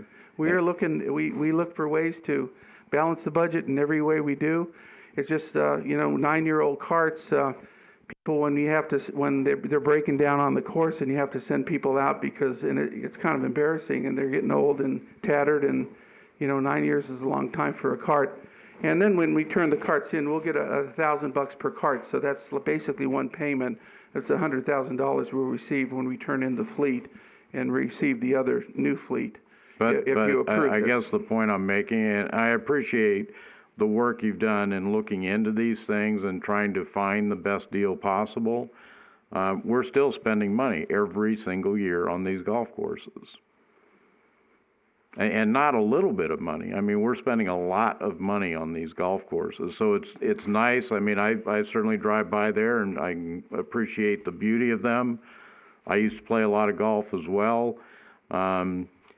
You know, again, we're a community of 16,000 people, and we've been paying for golf courses for a very long period of time. So, Councilmember Hoskins, you had a comment? Yes, I just wondered, did you do a feasibility study on purchasing versus leasing? Yes, we did. Well, I mean, we got with the company and we said basically, what would it cost if we paid for 130 carts, okay? Mm-hmm. And it was $900 and some million bucks, or excuse me, $932,328.80. But we've been to buy the 30 carts. So you would have to come up with that money up front to buy the carts. And we've been successful in leasing the golf carts for a number of years, for probably 15 years at both the Muni course and Boulder Creek. Mm-hmm. And so we didn't have almost $1 million for the carts, and this would be the most economical way. Looking at the backside, at the end of the 5 years, if it's all, you know, you're going to get a brand new cart basically, and you can keep it for another 5 to 6 years. So all that money at the end of that period of time is profit for the city of Boulder City. Okay, so was there a cost study done to see how much you'd have to charge for the use of that golf course? I mean, that golf cart? I don't believe so, no. Okay, thank you. Are we able to track the dollars that come in from cart rentals? Well, first off, does the city get the cart rental fee, or does that go to Pro Management Company. City gets the cart rental fee. Okay, so So we have a Boulder City Muni, I believe, is you have a fee that is broken down for a cart rental fee and then a green fee, okay? On Boulder Creek, we don't have that. It's all combined into one fee. But we have the number of rounds. We track that meticulously, and we have that number. So we can come up with something like that. Well, and again, I guess, you know, I think both Councilmember Hoskins and I are getting at is, you know, this should be looked at as a business. So if a golf cart costs X dollars, you should know how many rounds you rent that out each year for and what that cost is, and does that equal the cost of what we're paying for the cart, either whether we're leasing it or if we look to buy it. But, you know, to come and say, well, out of our capital improvement fund, we're going to get the money to do this deal on these golf carts, you know, that should have been factored in. There should be a fund within these golf courses that say, we know this cart's only going to be good for X number of years, so we need to charge this amount of money, so when the cart is had its useful life, we'll be able to go buy a new one. Right. Well, we recently did this at Boulder Creek. I think it's 2 years old, and that number, it's the golf course surcharge. And at the Muni course, that's any golf cart rentals or whatever was paid for by the surcharge totally. It doesn't come out of general fund, and that was the main reason why we did a golf course surcharge at the creek, eventually to accommodate this. And that's why we're taking $80,000 out of the golf course surcharge, because we've been in operation for about 2 years, I think. And hopefully that will go up to and be able to pay for the fee. Right, but meanwhile, we're taking $150,000 out of our general fund to do it. Until the golf course surcharge fee comes up, yes. Yeah. Well, that's the request. I mean, obviously, yeah, that's the request. All right. Well, any other questions or comments? Councilmember Folden? Thank you. So I had a question. So right now we have several contracts. We have a contract with, I think, Schaefer Golf to run the golf courses. And then we also have another contract for like the landscaping and upkeep. That's correct. We have 2 contracts. Okay. Now. Mm-hmm. So I just don't understand, and maybe you can clarify for that. You know, I understand this is not an enterprise account, and that we supplement a lot of the golf courses with our general fund. But when we have these contracts, I just don't see that they have any risk, because we provide the equipment for them to use. We provide the facility.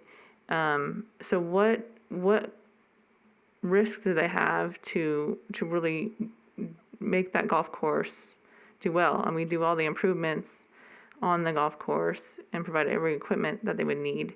So I just don't see what's the incentive for them to make those golf courses really viable. Well, the company, the Turf Tech, who does the maintenance on both Boulder Creek and Muni, both the superintendent and the owner live in town here, and they've lived in town for a number of years. So their reputations are on the line.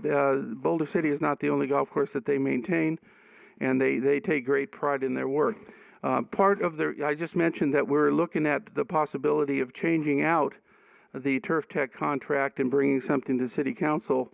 I think we're working on that right now. We had a meeting yesterday on that. But in the long run, I think if we do modify the maintenance contract at both golf courses, I think we can save the city a lot of money, because we'd take over the purchase of the grass seed and the irrigation and whatever at less money, and know that have those numbers and know that has been put on the golf course. So we're going to be bringing something to the City Council in the future, very very near future, for your approval, and hopefully you'll approve it once you see the savings. Okay, thank you. And this is no disrespect to those companies that run these golf courses. I think that they are beautiful and they're doing a great job. But I believe for Schaefer, we spend $50,000 a month for Boulder Creek, and $30,000 a month for the municipal, and then with Turf Tech, is that what they're called, is $70,000 a month. So we're already in $150,000 each month just in contracts alone, and then we're providing them the equipment to use to mow or golf carts, pick up, all those things. So I don't see that we have a great contract for ourselves. What we're spending on a month is more than what people make in this town in a year. I just need to put that back in perspective for everyone. That's over $2 million a year just in those contracts to run the golf course, and then we're doing all the repairs and maintenance on top of that. I think that we need to relook at those contracts that we have and see what risks they're having versus what general fund money is being used on their behalf. Those are just kind of my thoughts. Thank you. Any other questions or comments? Yeah. Councilmember Bridges? Yeah, I just have a question going back to the golf carts. Would you be looking, if we were looking at, for example, what would be the cost per round, per person, or per, however, whether it's rented per cart, over 10 years? Because didn't you say that the lease to own agreement is 5 years of payments plus 5 years of no payment, correct? That's correct. Okay, so it would really be, what would the cost be if it were allocated to each cart per round over a 10-year period? I'd be interested, I'm curious what that would be if you looked at 5 years of not having to make a golf cart payment. Now, are the current ones we own? Yes, we own them, yeah. So we have not been making any cart payments. I believe we had a 3-year lease on those, and 3 or 4, and so we haven't been making, it's going on 9 years, so 5 years we've been making no payments on the existing carts at at the creek. Are we currently making, I use the word profit, are we currently making a profit on the carts? Yes, Because we don't have a payment? that's correct. Okay. I'd be interested in seeing a projection of what the cost per cart should be, if we're in the same ball field. Thank you. Councilmember Hoskins? Yes, and if you were making that, you'd have to take into consideration that gasoline, the maintenance, and the storage in order to be able to have a clear figure on how much it actually costs, correct? I would think so, yeah. Okay, thank you. Any other questions or comments? Thank you, Mr. Hall. Thanks, sir. We'll move on to Muni Golf Course. Sorry. There are 5 reallocation projects, 1 for 21 and 4 for prior to 21. And if there's any questions.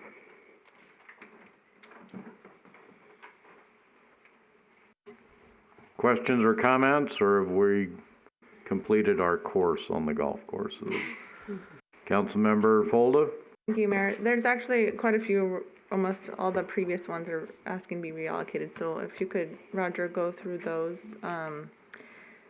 why those projects that have been started aren't going through.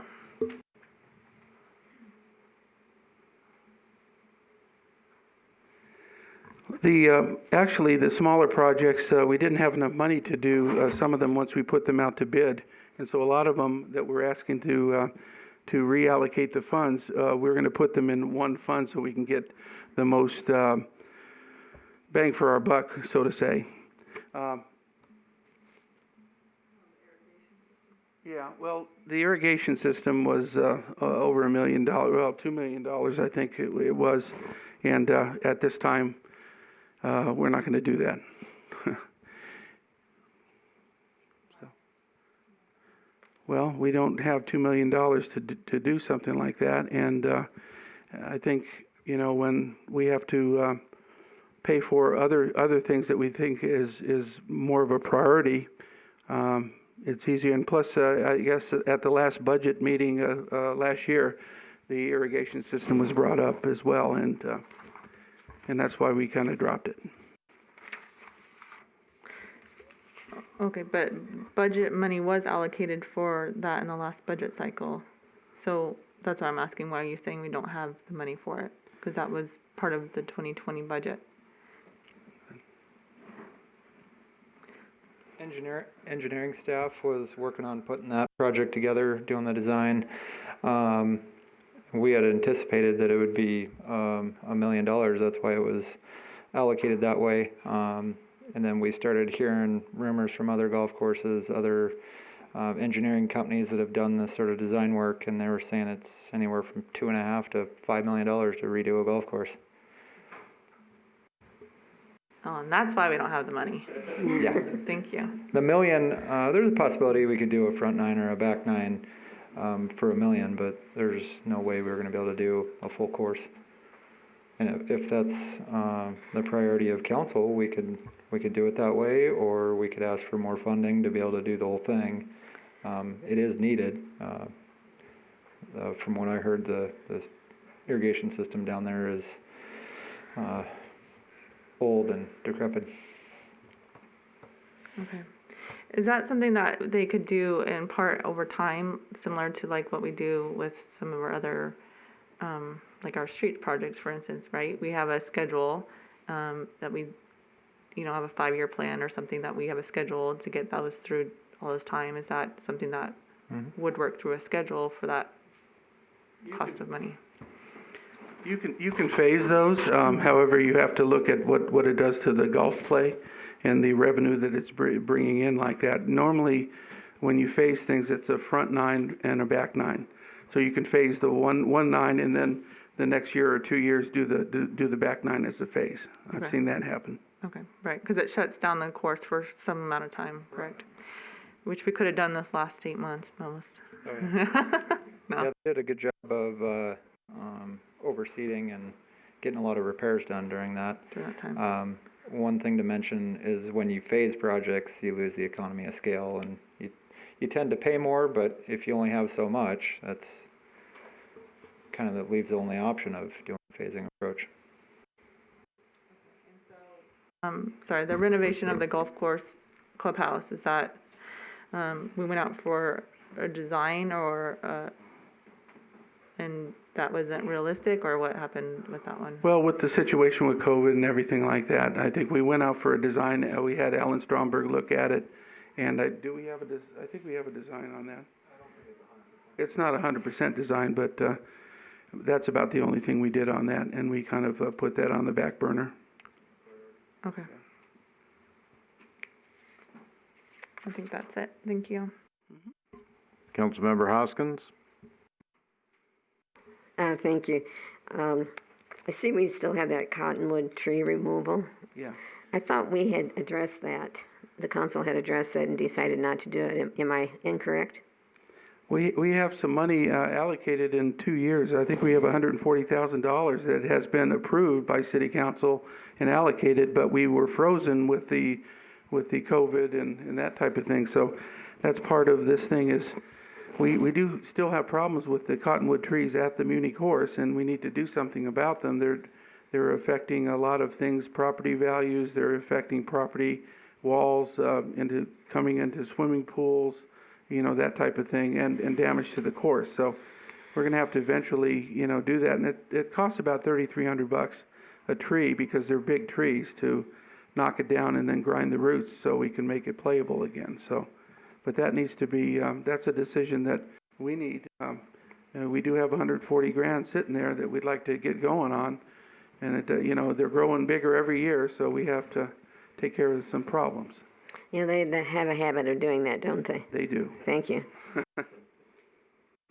Councilmember Bridges? Yeah, with regard to, I was also going to ask a question about the cottonwood trees. Is there a liability issue when you said that they're going into swimming pools? I mean, if somebody's pool gets ruined or wall falls down, for example. There is liability to the city, and we have, we've had issues where we've had complaints. We go out and investigate the complaints, and you can see the root systems coming up and growing new trees right by pools. So in that situation, it's not a good thing. So, and we've knocked down a few trees like that just to prevent that from happening. Okay. Thank you.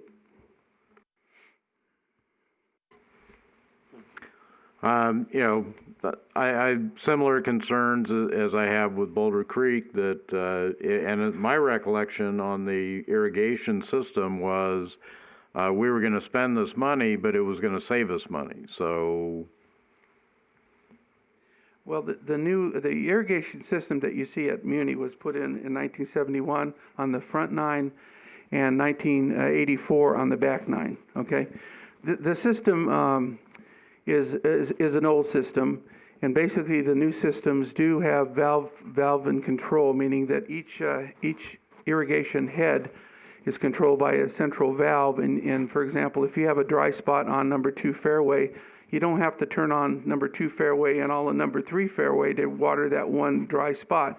It has a number, and you pick that number, and it waters where you need to water. In that regard, it's anticipated to save a lot of money, because you're not watering the whole 2 fairways with the water. So it does save money. Now, does it pay for itself in a year or two? Again, that's depending on how much water you can save. But valve and head systems do save water.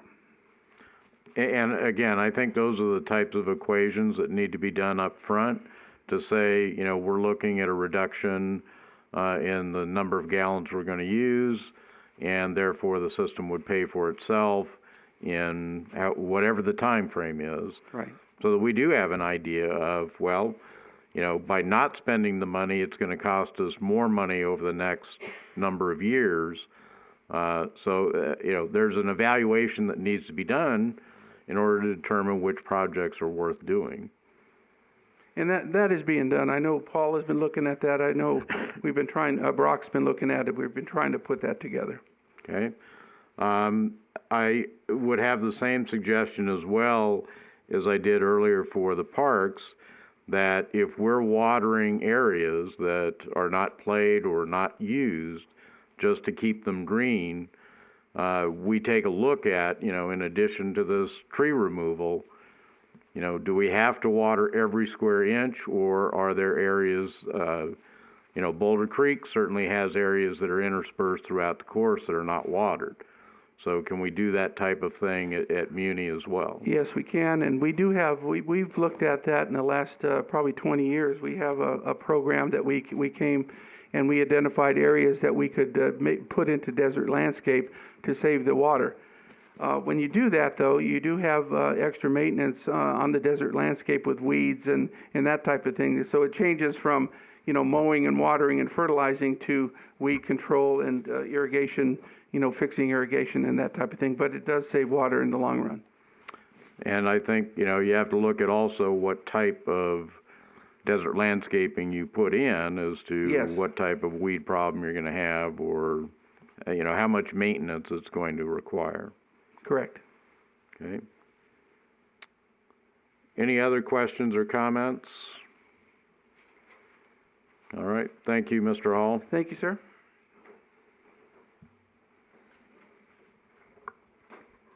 I'm going to talk into the mic this time. And next up is the police department. So we have 2 projects in '22.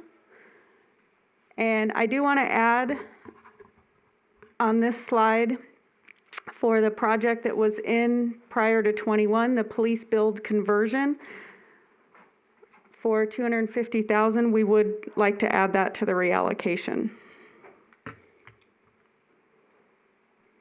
And then there was 3 projects for '21, and none of those have been started.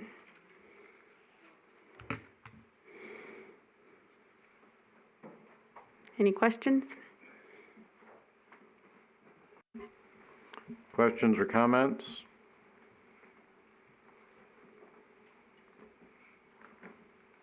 Councilmember Adams? I guess, just since we are already talking about it, I know there are, obviously you guys are two different departments, but how does the security camera system here that you guys are talking about, is that any different than what they're talking about for Parks and Rec? Is it part of the same program together where you're doing a little bit here and they're paying for a little bit there, or how does that work? About a year and a half ago, the city manager decided to encapsulate all of the security processes for the city into the police department. So that included cameras, electric door locks, all of those kind of things. And one of the things we're looking at is developing an integrated system for the entire city, and one that makes sense for the city, and have cameras at those places that are basically like critical infrastructure, things like that, where they needed to be, versus rather than, well, let's just put cameras up all over the place. So that was part of our process that we were working on last year. Unfortunately, when you do this, you have to, for this capital improvement plan, you have to make kind of an estimate of what in the world it's going to cost. And we took an estimate based upon what we thought we were going to need, but there was no, like, people that came in that are experts in this had come yet and looked at everything and said, well, here's what we can do and here's what it would cost. So when we put this all together, we figured, well, what's the wildest case scenario? What would this really cost? And here's where we're at, best guess estimate. We started the process before COVID hit to bring people in, and there's now more projects that you don't buy the hardware anymore. So for example, our body cameras. Whereas other agencies went out and spent a fortune buying the hardware, we didn't. We have a process where we just pay for space on a cloud. And because of that, we're on our 4th update in 2 years of new equipment. So that's the kind of thing I was exploring for the city before we got shut down with COVID and had to stop our projects. Because if we could save money and get the hardware and just have the cloud space, that'd be a great deal for us, and we'd save quite a bit of money. And the equipment would get updated. Because the other thing we found when we inherited the lock system is while the city goes out and buys things, they didn't make an estimated life expectancy and start basically banking a little bit of money each year based upon that life expectancy to replace it. So what was happening is our systems were failing, and they still are. They're failing all over. And one of the sergeants, I had to basically assign him to this task and working with Public Works to hit the ones that were no longer working or stopped working and start repairing our outdated system you just couldn't fix anymore. And that's where we're at the cameras. If you look around us, you'll see cameras. They don't work. They don't go anywhere. They're non-functional. Chief, we're not supposed to say that. Oh, yeah. No, there's no secret. I think people should know that, you know, the system that they paid for doesn't work. And we need to not dump it, but we need to evaluate what we have and then get rid of the old analog system, because you can't link the analog with the new digital. That's how old this stuff is. And put together and just put back what we had, and then put the enhancements in where they make sense on some critical infrastructure. And we have some critical infrastructure that really needs to have a little more enhanced protection within the city. And I'm not talking about restrooms or ball fields. I'm talking about critical infrastructure, communication systems, electrical systems, and things like that that have been attacked and vandalized and partially destroyed. I think you just, all your news just saw copper thefts. People come up and they rip it out of live systems. We've had attempt breaches into our communication systems that all our police and fire and so forth communication system. But so we need to take a look at all that. And that's kind of what I tried to develop in this line here. The line isn't just cameras, it's a system that includes locks, and it includes an ability under the new cameras to put them in places that they're not recording until they have something happen that brings them on. So there's no sense to having something just sitting there running. The other thing is some of the systems, for them to be really effective, you'd have to have somebody monitoring them. Well, that's inefficient to have somebody monitoring a camera for 2 years and now have something happen. So we're also looking at how would we develop a system that would report activity to us where we needed an immediate response versus those cameras where we would go back and look at them should something happen and gain information and evidence from those pictures.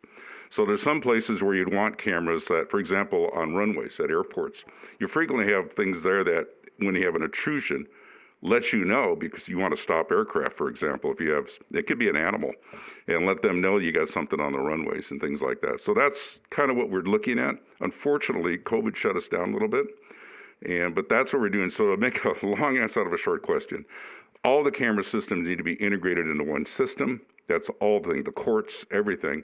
And we should eventually take all the budget, merge it into one, wean out the systems we don't need, trim the budget to where it needs to be, and develop a long-term plan based on that. And that's where we're trying to head. Just one more comment. You did mention we're purchasing cloud space essentially rather than the hardware and stuff like that. A lot of third-party companies, they like to take data and stuff that gets collected for their own purposes and use it for other purposes like that. So, I don't have any answers to what those contracts look like, but it would be nice to have us to make sure that we're looking in there just so that we know what they might be able to use the information for to just, since we are a government, I want to make sure that we are doing everything we do to protect people's right to privacy, and that information, they're not data mining, all of the information that does get gathered. We use cloud systems that are specifically designed to be secure and for government use only. So those are already secure systems used by both the federal government, state governments, and agencies basically around the world. So we make sure of that before we get involved in it.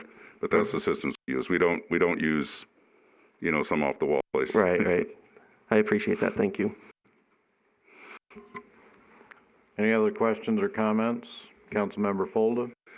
Thank you, Mayor. So I had a couple of questions on how, maybe this is more budget, Chief, but how it's written up on here, because in fiscal year 2020, we have Project G 2004 for video security systems facilities for $150,000.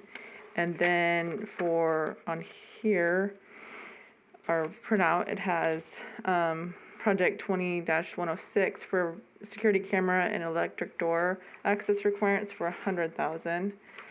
But then on the project sheet for that same Project 2106, it has $150,000 out of the general fund and another $150,000 out of CIP number 4 for $300,000 total. So do you know why there's 2 different listings and 3 different prices? Okay. So the original,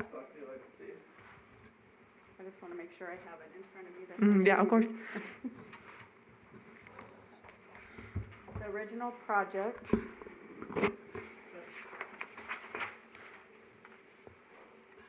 was the G2004, was actually approved in 2020 for the 150, and that's the 146,503 that's available. And then in 21, there was 150,000 in CIP, and that won't be funded until the CIP number 4 actually, that land were to be sold. So that funding is not going to happen until that happens. Okay. So right now, the 146,503, but is actually in the CIP, in the Special Projects Fund, but we said there was no spending on that. And the 150 for fiscal year, the CIP for 21, like I said, would be tied to the sale of that property. And then the 22, so the police 2106, that would actually be funded to that same project. What happens is once the project, like the police 2106, that's the CIP code. That's not the project code once it actually starts and goes into Munis. That's going to be the G2004. Okay, so what we actually have is $150,000 from prior year, 100,000 budgeted for this year, and then 150 that we don't have budgeted, we don't have funded yet because it's tied to the sale of Track 350. Correct. So if you look at the project sheet, and on the bottom, it says before 2022, 150 from the general fund, so that's the money that was done before. And then the 21 is that special projects fund of 150, the CIP number 4, sorry. And then the 22 and 24. Okay.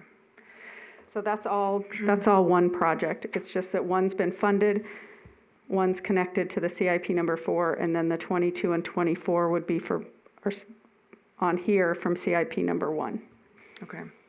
So I guess, and just for CIP in general, when we have a project that, so is this G 2004, was that started in 2004? Or is that number just random? It's not tied to the year? No. Okay.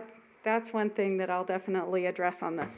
When we're looking at the CIP, that original numbering is the year that it's first introduced.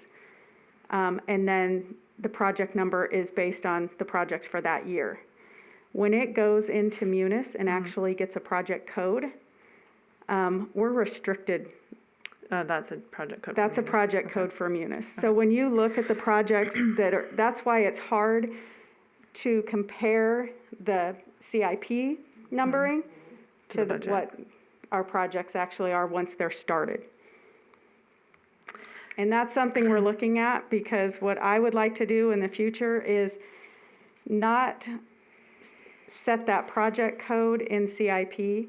If I've got a project that's not going to start until 24, but it goes in the CIP in 22, I think it's misleading to give it a 22 number if it's not going to be funded for 4 years.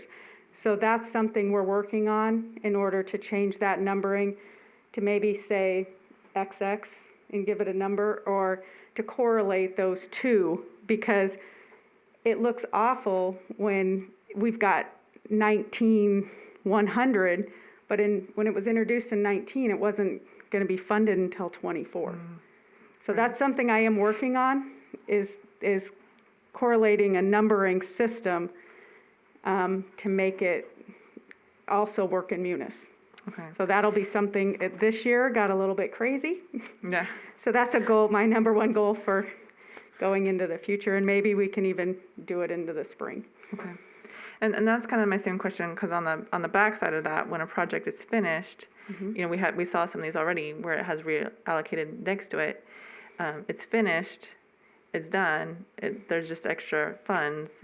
That should, to me, that should be closed out, done. The money goes back into the budget or use of funds for the next year, and not just reincarnating the same money over and over, but to tie it to start it new. Whatever's left over from a project goes back into the fund, and now this is a use of funds for these new projects that we have. Right, and that's exactly what we're trying to do with the reallocation, is identify it, close it, saying these funds, either the project's never going to happen, or it's done, it came in under budget, thank goodness.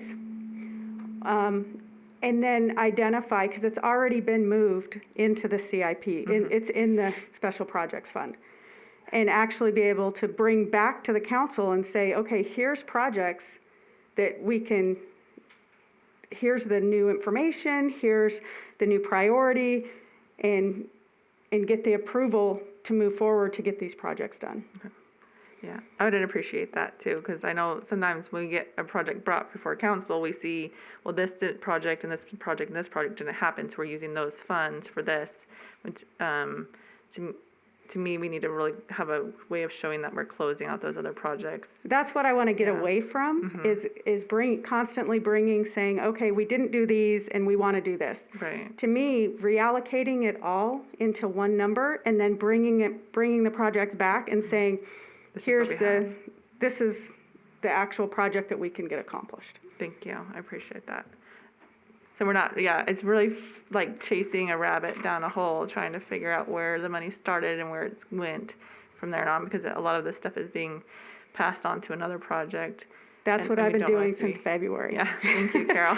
I know, on top of everything else you've been reallocated to do.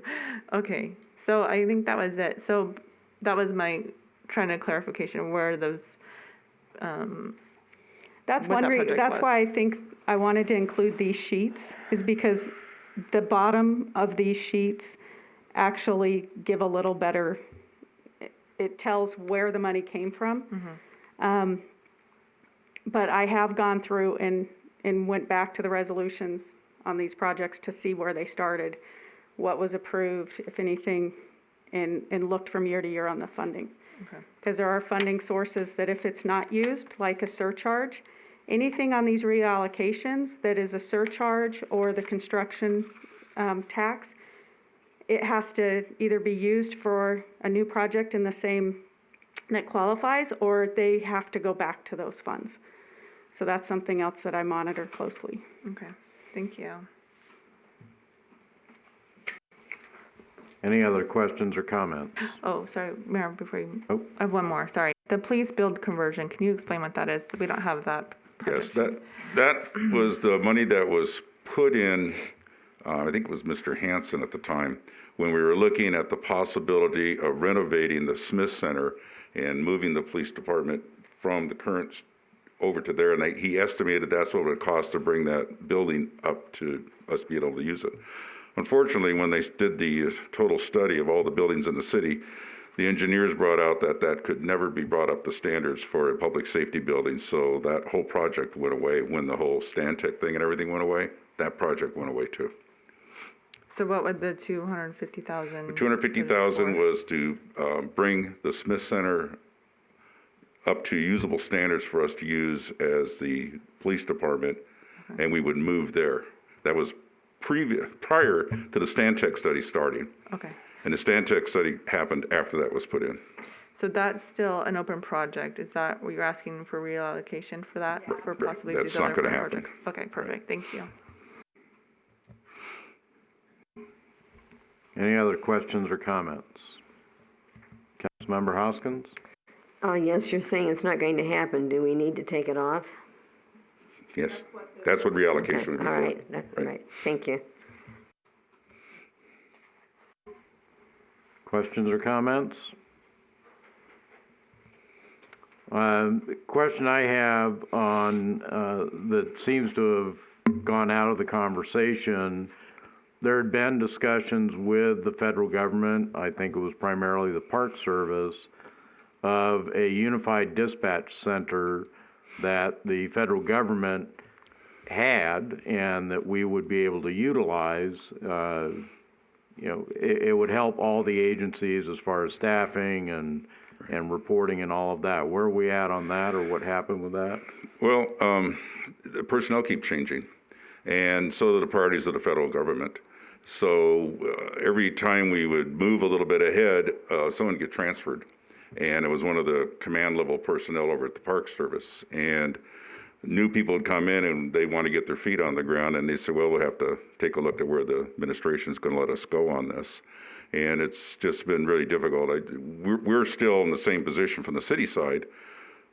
We wanted to run a couple tests up there. We would move our people up there for like a 48-hour period, like as though our place had a fire casualty or something. We had to temporarily relocate to see how it works. With the new chief that came in there, we talked about it some more, and he just said, well, let's get things a little settled and we'll see what we can do. But that's where it is. The federal government's just been, their priorities, you know, they're having a heck of a time, budget time and everything else over there.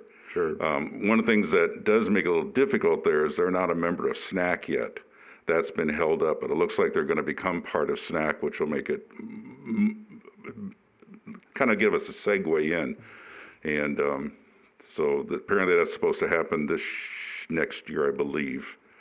They've allocated funds for that. Is that some interoperability? Oh, I'm with sorry. Yeah, the SNAC is communication? our regional radio system that we all are linked into, and just Metro's not in that system, but everybody else is.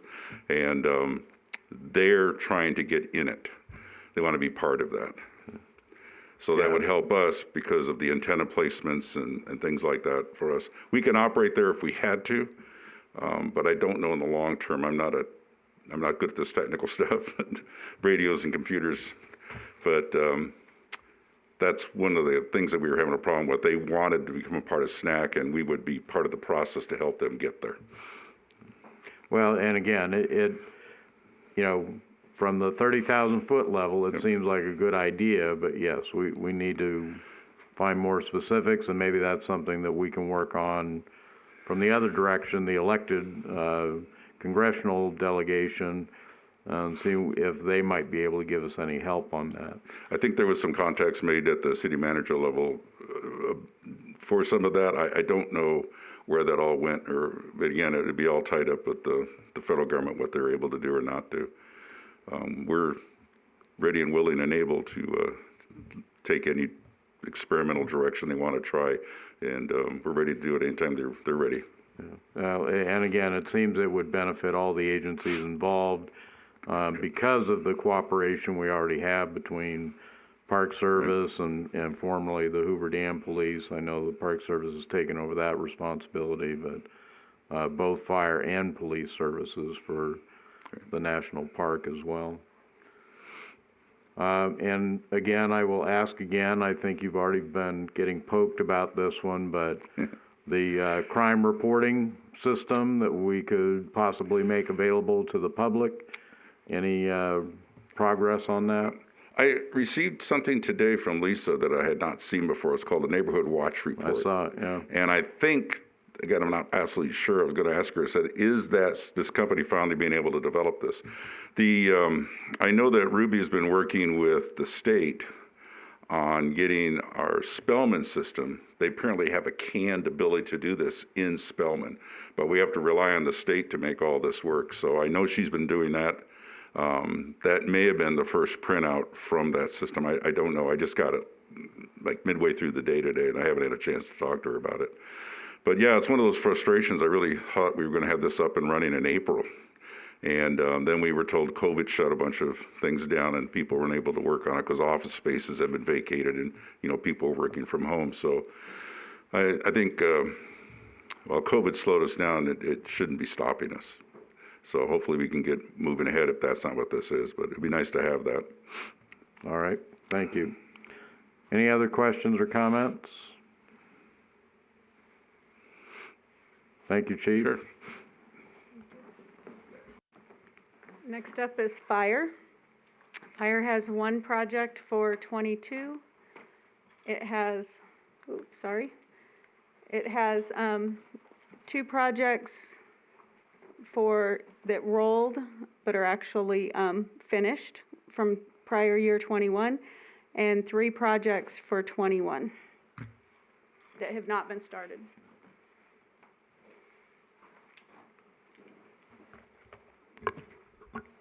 Chief Gray? How are you, sir? So, as you see, the fire station remodel and the truck have both been completed. We have a plan next Tuesday at council to bring forward the cardiac monitor CIP purchase. The 2 on there also is auto extrication equipment and an OHV rescue vehicle. Obviously, a large part of our city's not accessible by fire trucks and ambulances. I didn't think it was a huge priority when I got here, but I've had several calls since I've been here where we've had to rely on the Parks Department or someone else to come and get us out to the patient because we don't have a way to get out there. And then for the 22 budget, there's the self-contained breathing apparatus. And that's the air packs that we wear when we go into a fire. They're supposed to be replaced about every 10 years. Right now, the majority of them are 16 or 17 years old. So we need to work on getting those replaced. Our goal is to put in for an AFG grant with the federal government for those air packs. I was successful where I came from in getting those grants. I've heard in the past here, because of our reserves and stuff, sometimes it's a little bit harder. Hopefully that there was some stuff that was done. Hopefully that'll make it easier to be successful. If we got that, it's a 95% covered by the government. We pay 5%. I'm not overly optimistic with everybody else putting in requests with COVID and stuff, but that is a plan to at least try to get that. So. Councilmember Adams? With the OHV vehicle, are those for medical responses that is being needed for, or what are the calls that are being made out there in the desert? Yeah, so since I've been here, we've had one, I believe it's Burrow, something off of Wappa. They had one roll over and catch on fire. It burned a father and a son. And so they had to be medevaced out. And so we had a fire and a rescue in that. So probably more than anything would be the rescues. Because a lot of times if a vehicle burns out way out there, we're not going to get water to it anyway. We want to get the people back safely. Fortunately, National Parks went and got some of them, and some bystanders brought some to us. So we didn't have the equipment to get them, and then we were able to fly them out from near Wappa. Understood. Thank you. Any other questions or comments? With the OHV vehicle, we already have some type of vehicle, don't we? So the police department has one, and then we have an old six-wheel drive. It's an old vehicle, and it's not equipped for what we need to get a crew out there. We can get a person, and they work better for the events. When we're in town, we're going between where we're just shuttling a victim from one park over to an ambulance. But as far as going out miles into the desert to get stuff, they don't have enough capacity for the equipment stuff we need. And like I said, the PD has one, but then we'd rely on the police department to be available to get it to us immediately. You know, if we have to wait till they call somebody to bring them in, and on a trauma or something like that, it's too late. So. Okay. As I recall, the last time we had talked, there was still a little bit of work left to do on the remodel, or has that now been completed? There's just some, the project's been done. We've had some cabinets break and some things like that, and it's still inside of warranty, so they're still working on fixing some of that. But as far as the project itself, the equipment's been placed, all the furniture's bought, no, it's done. All right.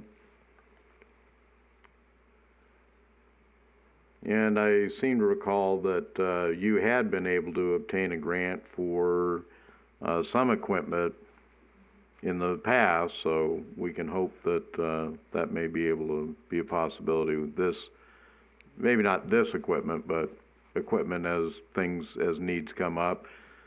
With the air packs, any plans to, rather than having to replace them all at once, that there be some staggered schedule set up? The problem is, so the manufacturer continues to make improvements, and they don't recommend that you use packs from different models together.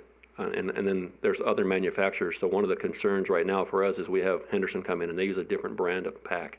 When they first came out, they weren't interoperable at all. The newest editions have a adapter on them, so anybody can hook to anybody. So if they come in and do a rescue, we can all help each other. So that's going to help. The other problem is that they're all old. So we have 6 that are 9 years old. Again, supposed to be replaced every 10. We have 4 that are 16 years old and 13 that are 17. So they're so far out. What we wanted to do, and we've talked to finance, kind of in line with what Chief Shea said, for our cardiac monitors and our air packs going forward, is we want to find a way to allocate money every year so that at the end of 10 years, we're not asking for $168,000. We've already saved it up and we're buying it in advance, and so. And I think that would be the other way of doing it. I understand the problem with the interoperability if you have different models, but we did this last year or the year before with the vehicle equipment replacement fund, where instead of getting these shocks every few years for different types of things, that we put money aside knowing that that's going to be an expense. So that certainly sounds like a good alternative for something like this. And as far as the other equipment, we're always looking for grants. I mean, we're willing to put in for, I'm always willing to ask for money. Us and everyone else, yeah, right? So we'll keep putting in, and the only problem with that is some of them take a long time. So like an AFG, if we're going to put in first of the year, it'll take a year to find out. So some of the equipment expires before then. So it's just unfortunately, the federal government's not fast. Yeah. In fact, I think they're awarding the 2020 AFG awards now and into the next couple of months, so they're that far behind. So. Yeah, and I think it was, now that I recall, it was Pool Pack that had given a grant for some gurneys, as I recall. They did. Yeah. And unfortunately, the gurneys are nice, but the maintenance is incredibly expensive. It's like $26,000 a year to maintain these things, which they didn't give us that. They gave us the cots, again, which is nice, but now we have to, and we're spending quite a bit of money repairing them, so. We appreciate the gift, it's just. Sure. Any other questions or comments? Councilmember Fulda? Thank you. I just had one question also on the OHV rescue vehicle. So that is right now budgeted according to CIP number 4, that's if we sell the land around the golf course. I believe so. So that could be some time out. Could this be moved to the VERB fund? I mean, is the vehicle that you currently have not part of that VERB right now? I was thinking about the day, I don't know what the rules for the VERF are. I mean, it's an interesting question because it is a vehicle. Right, Yeah, it is so a vehicle I that you don't guys know. would be using, so I'm just thinking, if that would be more appropriate. Since you have a vehicle, this is kind of replacing that one. Yeah. Or addition to. It's not currently in the VERF, but it's definitely something we can look at. Okay. Because that's one thing I wanted to bring up, is that the funding is connected to that CIP 4. So this would be a good chance to possibly move it up in priority and look for a different type of funding for it. Right, because, I mean, that's, if ever it's sold, then you would get that, and that's kind of. I agree. I don't think it's quite the appropriate funding for something that is a vehicle. I agree. And when I got there, the cardiac monitors were also originally tied to the land sale. And we had a talk with the CIP, with the Public Works, and said, hey, we have to change that. Those are expiring in a couple of months. We can't hope the land sells then. One last thing I would add is the vehicle extrication equipment. So those things were there when I got here. Actually, everything was here when I got here except the SCBA's, the air packs.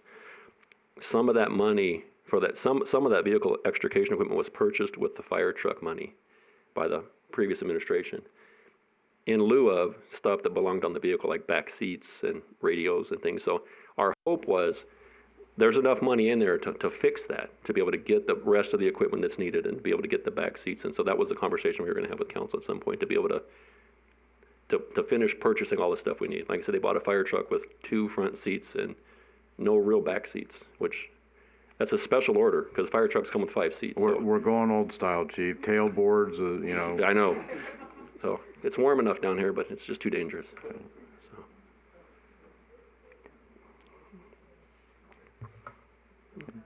All right. Any other questions or comments?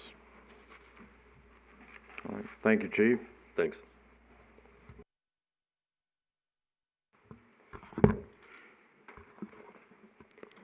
Okay, next is the court. The court did not have any special projects open prior to fiscal year in 20.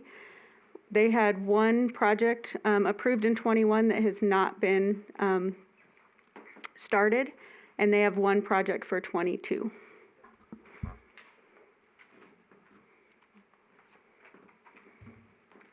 If there's any questions, Cindy's here with the court. Any questions or comments regarding the court allocation? Councilmember Adams?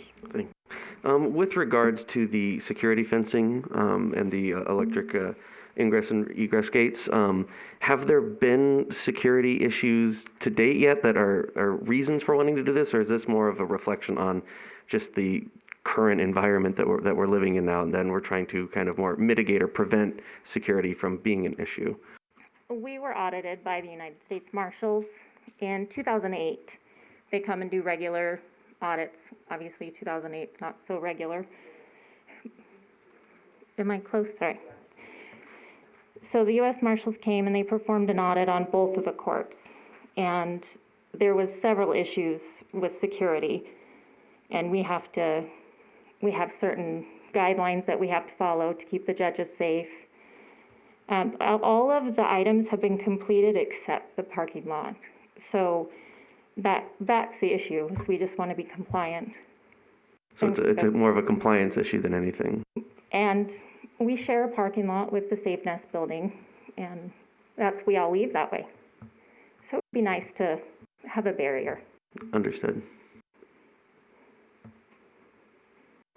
Any other questions or comments? Councilmember Fulda? Yeah. Cindy, so these are all funds coming out of the court funds, which comes from tickets and things like that the court generates. Do you know what the current budget is for the court funds? We're budgeted for these funds. We don't have like a fund balance open to us. Sorry, We have, from last time I checked in our administrative assessment, we had close to 90,000. Okay. Am I incorrect in there? No. Yeah. I verified with Angela, our budget manager, on all the funding sources. So they have the funds available to do the projects. I was just curious if this is wiping out a fund or if this is like no big problem, just kind of weighing that. We side of have it. several funds. The facility fund. The facility fund was somewhat wiped out with the remodel, the recent one. But we have administrative assessments. We have additional facility fees coming in every month. Okay, I was curious because we did just have a remodel, so I was Right. wondering if how they would be paid for. All right, thank you so much. Thank you.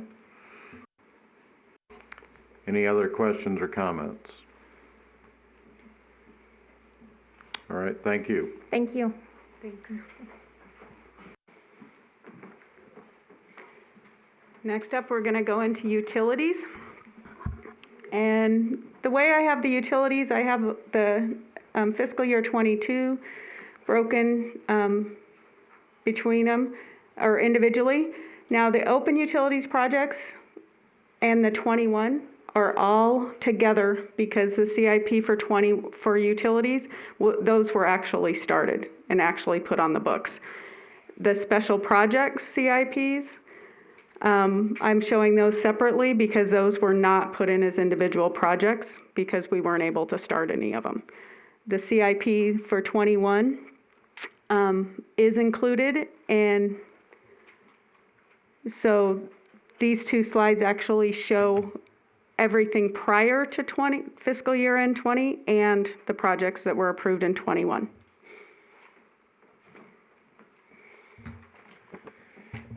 Mayor and Council, Dennis Pillar, Director of Utility Services. I just want to give you a little bit of history and tell you what's coming up because I believe it's good news. As you know, we created, or you all created, the Utility Advisory Committee almost 2 years ago, year and a half ago. That committee has been working diligently over the last many months on reviewing the capital plan. We've also had to do the condition assessments on the power poles, the condition assessments on the water and sewer systems, and modify the capital plan quite a bit. We successfully completed a lot of that work in March, right before COVID. Unfortunately, that kind of slowed the process down a little bit.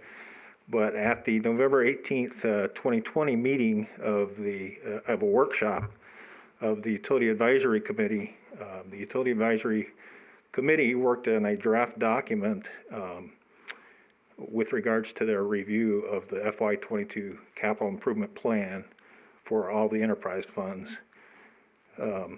That's actually uploaded into their packet for our meeting tomorrow. I fully expect that they will approve that. Those projects that are in the FY22 because we worked on that document with the committee together. So you will be seeing that formally shortly. Those are also the projects that are included in the rate study. Questions or comments? Councilmember Hoskins? Yes, thank you. 20-115, the 5 transformers went from 1,500,000 to 2,500,000. And I have a feeling you're going to tell me it was inflation, but And I'm sorry, which one was that? it may, but Carol's shaking her head no, so it's something else. Because they're twice. Is that the one that was there? Yeah, we actually just found that recently. We didn't realize, and nobody caught it, of the hundreds of people that have been looking at this thing. Except me? We had the project in there twice. No, we caught it before you saw it. So that's why it's a minute. It was in there twice. It was in there for $1.5 million, I believe was the number. And it was in there at $2.5 million. We needed to move it up from a priority perspective. So it is a $2.5 million project, but fortunately, there's $1 million that's now not in the CIP because we found the mistake. So, and what that did is it actually brought the total project cost down because in preparing this book, we found that, that it was in there twice. It was in there for too far out to make for where we wanted it. So we eliminated the one and just, and there's only one project for that now. And it's at the 2.5, and we put it where the rate study suggested that we do it. And to Carol's credit, she found that on a weekend working. Thank you. I noticed that, and I couldn't equate it, so thank you very much. Any other questions or comments? I think that nothing like the utility fund brings out the questions. And I know people are trying to get things formatted to make it simpler to understand. But for instance, this year, FY21, we've got almost 18 million, and then I was told that, it's actually almost 19 million because there's some offset in here. But many of these projects we've been talking about since before you were even here, Mr. Porter. And they don't get done, and the money rolls around, and then, each year it's like, oh, our capital improvement budget is such and such. And we never really hear how much was actually spent. So the next year, the capital improvement budget comes out, and it's like, oh, look, it's this big number again. And then you start looking, and it's like, yeah, well, that's because it's all the same projects that they never get done. Right. So I know there's been some success, the 69 kV line up and working. There's been a lot of progress on the 4K to 12K replacement project, right? Transformers and those types of things. But, the utility fund, it's been an odd duck here in Boulder City for a long time. And there was one question somewhere in there, it says that we have 4 enterprise funds, and I just want to clarify that we have one enterprise fund, which is the utility fund. And for clarity, that has been separated into 4 different accounts for electric, water, wastewater, and landfill. Is that correct? That's correct. I believe 2018 or somewhere around there. Prior to that, they were all lumped into one fund. So it was really kind of hard to follow the individual funds themselves. So that's when finance separated those funds. Yeah, and the reason I want to make that clarification is that enterprise funds by statute, by NRS, have certain requirements, restrictions, that type of thing put on them. So the electric fund is not an enterprise fund. It is part of the utility fund, which is an enterprise fund. And I think, and again, I know some people say, well, that's just quibbling about it. No, it's an important distinction that the utility fund is the enterprise fund. And within that, we can make different distinctions, but there's only one enterprise fund there that's subject to the NRS guidelines. So I think that's important to keep that in mind. The amount that's being budgeted here, what it shows here is almost 18 million. And I understand COVID has disrupted many things this year, but to be able to get the information from the Utility Advisory Committee, it would have been nice to have that for tonight's meeting for us, but I do understand they're meeting tomorrow. They're going to try and get that. And of course, this is our first of 3 workshops, so there's time to fill in any gaps on that as we can.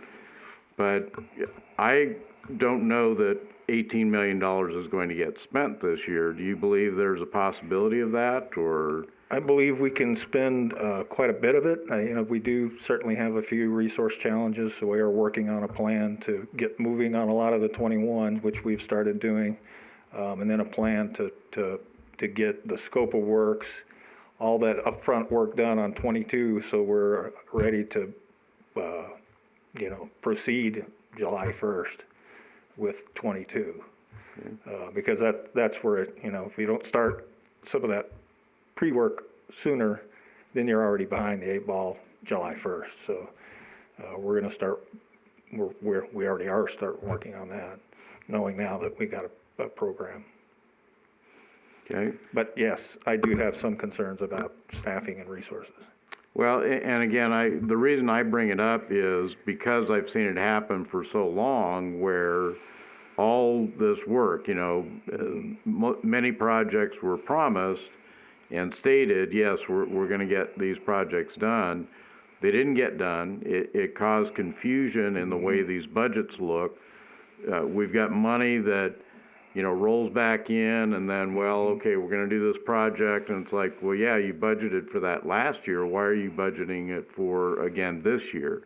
And again, I think the work that everyone's doing, Ms. Lellis, is helping a great deal to eliminate those questions. But when we do have projects that span more than a year, and that is going to happen when you look at some of these types of projects, we need to be careful about how we show that, because otherwise it just starts to distort the budget. Right, and I totally agree with that. The other thing, I guess, I know it's always a question, do we go out for work for people who are able to do the work, or do we look in-house? So I know a couple years ago, we added some folks to Public Works. That seems to have paid off to be able to do it that way. I think we need to always keep that in mind with the utility fund as well. What can we do? We know we own this utility, and chances are we're not going to be selling it in the foreseeable future. So what can we do to make this as efficient as possible? Because we do contract for an awful lot of work. Yeah, and we did do an assessment that we provided to the Utility Advisory Committee pre-COVID. There was a recommendation from staff for adding electrical staff to work on CIP projects specifically, and that did show a savings. Unfortunately, when COVID hit, we kind of backed off of that request for those positions. I do intend to reassess that for the FY22 operating budget.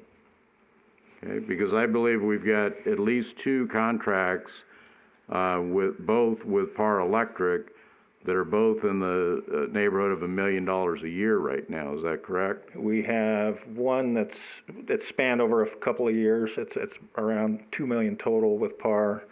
They also have the design build contract on the Buchanan Adams from the BC TAP to Buchanan. That one we certainly would go out for. That's bigger than what we could even do if we even had additional staff. It's different type of crews, different types of equipment. It's the bigger steel poles, but a lot of other type of work we can do in-house. I think we've got the 4K to 12K that they're contracted to do quite a bit of work on, is that right? Yes, that's correct. And then we've got another $1 million a year contract for them to provide services, on-call type services and whatnot for us. It's spanned over a couple of years. We modified it a little bit to provide some additional services on top of this, the 4 to 12 kV, because there have been some instances where at times we were understaffed, so we had to go use them anyway. So we addressed that with the last contract so they couldn't use them for some of those emergency type activities. Okay. Well, again, I think it's always important that we keep those evaluations in mind. If we're having to go outside constantly, how much is that costing us compared to, can it be done in-house? And yeah, and we did that analysis. We shared that with the Utility Advisory Committee. They were supportive of adding at least 2 positions. Okay. Previous to COVID. All right. And again, I see too that these costs, whether it was last year or the year before, there were certain numbers put on them, and they've increased substantially. I'm not sure if it's that because they were just preliminary estimates before, or if better information. Let's put it this way. I don't know of any inflation factor that would account for some of these changes, so something else must be in the in the mix. Yeah, I think it's a combination of things. It certainly is increased construction cost, increased labor on the construction side. We're seeing that with our projects. But as we do get the projects more defined, because at the CIP stage we're at, looking a few years out, you don't have the total scope until you get into the design.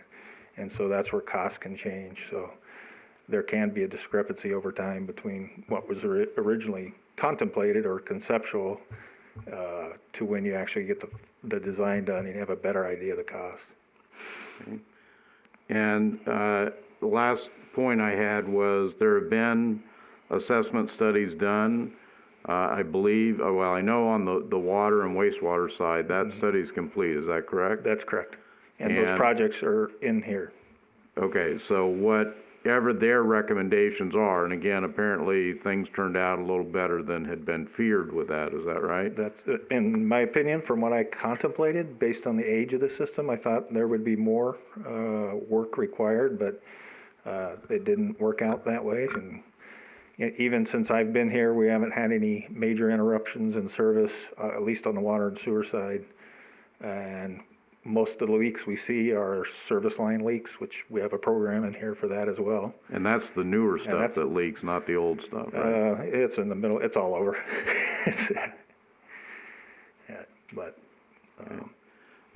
So that's a plus on the water and wastewater side. The electric side, Raftellus is doing a rate study, and that's coming, when's their? That one we're still working on. We've got the draft report just recently. That's been sent out to the Utility Advisory Committee for review, and we have a workshop scheduled December 18th to focus on that.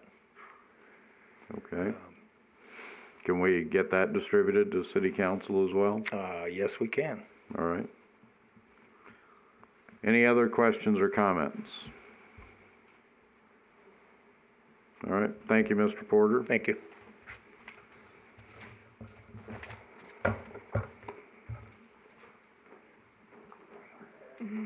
The next one is IT. IT had, or information technology, had no open projects prior to 21. They had one project approved for CIP 21 for server replacements, and that one was not started, and they have no requests for 22. And the reasoning for that is because of their VC3 contract covers most of the equipment now. So it no longer has CIP requirements. Any questions? And VERF, Vehicle and Equipment Replacement, there was funds in 21, and none of those funds have they've been on hold. None of those funds have been used. And then the information for 22, and there was, the VERF is new, so there was nothing prior to that. Any questions? Questions or comments?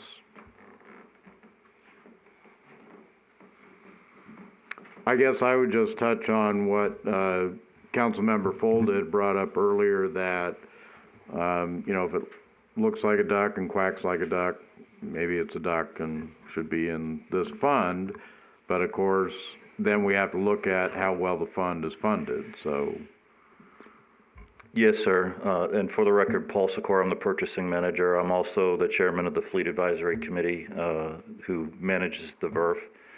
And you bring up a great point. When we first implemented the VERF a year ago, when we started thinking about this, we had to watch how much money that we had and projected. So we went with just the hard traditional vehicles first, but we realized it is a vehicle and equipment replacement fund, and it will grow at some point for the type of vehicles that she describes, and maybe golf carts or maybe some other types of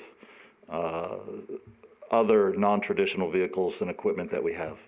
Yeah, I mean, there's landscaping equipment that is expensive, and we know at some point it's going to wear out. And I think we should keep in mind what the purpose of a fund like this is, that, you know, we know that these things are going to wear out. That's the nature of the type of equipment that it is. And so again, rather than every few years we get hit with these very large charges, that we're planning ahead and not having to always do that type of financing on these things. Yes, sir. Any other questions or comments? Councilmember Folda? Thank you. I just, can you walk us through how the VERB is funded and where that funding is coming from? Well, Carol, you could probably answer that a little better, because she was the one who worked on the setting the whole VERF up. Actually, that's an Angela question. So what we can do is, I don't want to give you information that's not 100% correct. I can get with Angela, and she can actually, I'm hoping she's already home right now. But I can get the breakdown of that, because it is a component of, I know they were going to allocate to the different departments at some point, but I don't want to give you information that's not 100%. So I can get you that information tomorrow. Okay. And blind copy it to everybody. So let me add to that question then. What? Okay. You want to chime in on that? That's fine. So, because what my question is really is that it does come from the general fund at one point. Because in here we say this isn't a general fund. This isn't coming from the general fund, but they are paying from their budgeted amount from that department a certain amount to go in to replace the vehicle they have. But that money is really general fund money at the end of the day. That's true. And so that's what I just want to correct. So some of the documents in our here today are saying that it's not general fund money. Well, what it's kind of identifying is that the money's transferred per the council into the VERF. So that's the designation of a funding source, is it's not coming directly from the general fund to pay for that vehicle.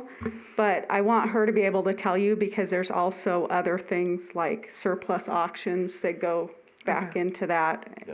So that's the stuff I don't want to mislead you on. And I'd rather get you the full, because she'll be able to tell you all the funding aspects of how it transfers from the general fund into the VERF and what goes back into the VERF also. Right, thank you. Because there is some part of it that depends on the general fund, and that's kind of my point. What I want to say is that that's my recollection of it, that we are kind of giving some money from general fund to provide for these vehicles. Correct. It's not just a self-sustaining fund. Correct. Thank you. Any other questions or comments? Thank you, Mr. Sikora. Thank you. Is that your phone? Oh, yes. Okay. You want to? Yeah, I'll go before this. Okay. So I want to preface this with, I know this is a workshop and we can't make formal decisions or vote on anything, but I want to circle back around and ask you guys if there's any projects that we completely missed, or if there's any projects that we presented today that are an absolute no.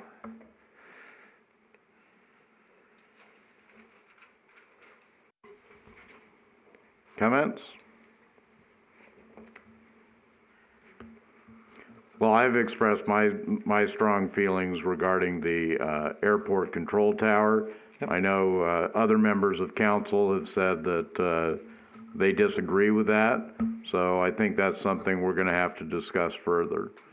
Either that or we just wait till January and we'll have the same discussion and then come to a vote and see how it turns out. But I think more information would be helpful on a project like that, especially how it impacts this community, rather than just saying, oh, it's a safety issue, so yeah, go ahead. But we certainly need to look into something like that, because I think that's a substantial decision that gets made.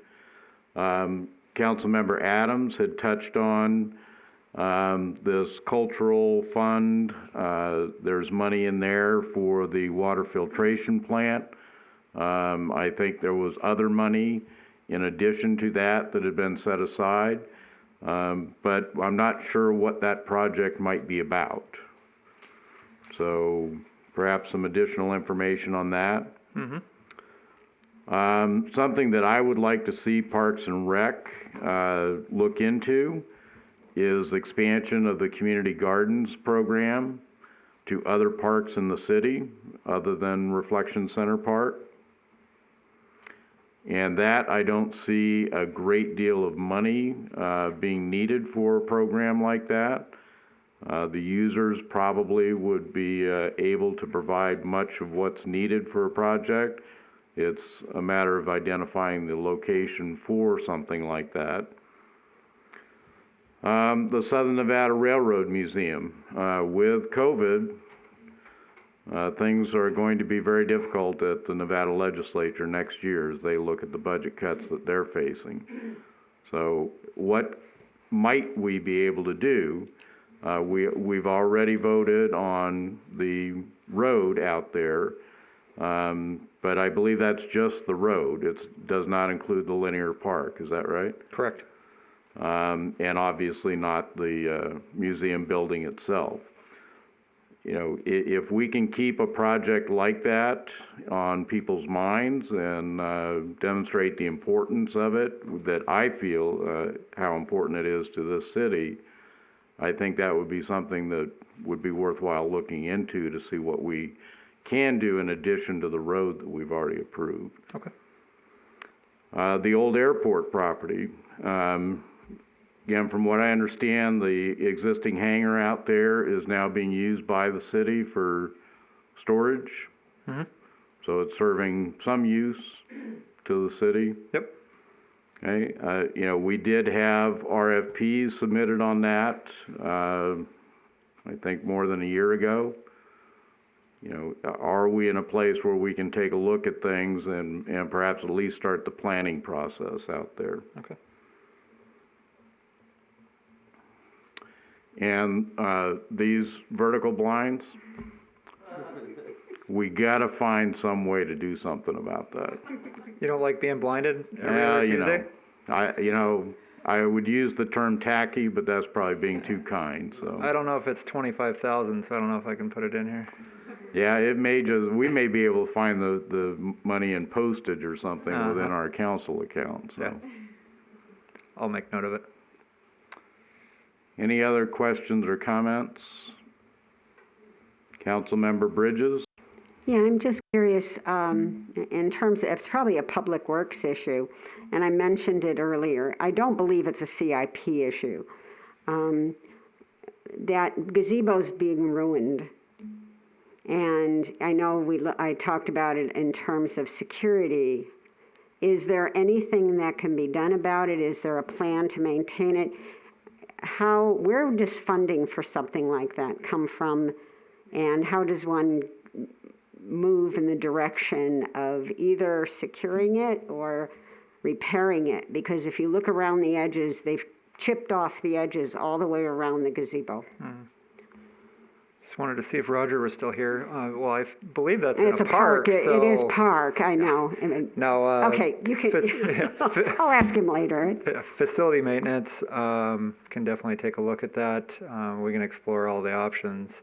As far as securing it, I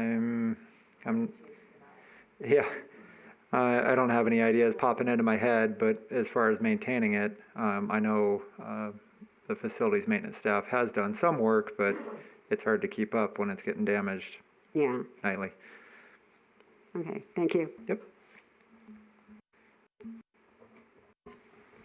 Councilmember Adams? I guess just to touch on the opposite end of that, and again, I'm not sure if this is necessarily CIP or not because I'm not sure about the amount, but additional lighting at Veterans Park, at the skate park, that does continue to be an issue. I get reminded about it a lot, especially now as it gets darker earlier.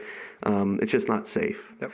And of course, I don't know that there's a whole lot of lighting here at the gazebo or why certain areas are popular or not, but I think certainly by improving other areas that are designated for that, I think we can, help to draw that use of that park there where skating and stuff like that is intended and not in some of the other areas where it's not, so. Yeah, I remember you'd asked about that previously, and internally between the electric division and engineering, we had come up with an estimate, for some reason around 40 grand is what I recall, don't quote me on that. And then I believe COVID hit and we never moved forward on it. But yeah, that is an approved project in the FY21.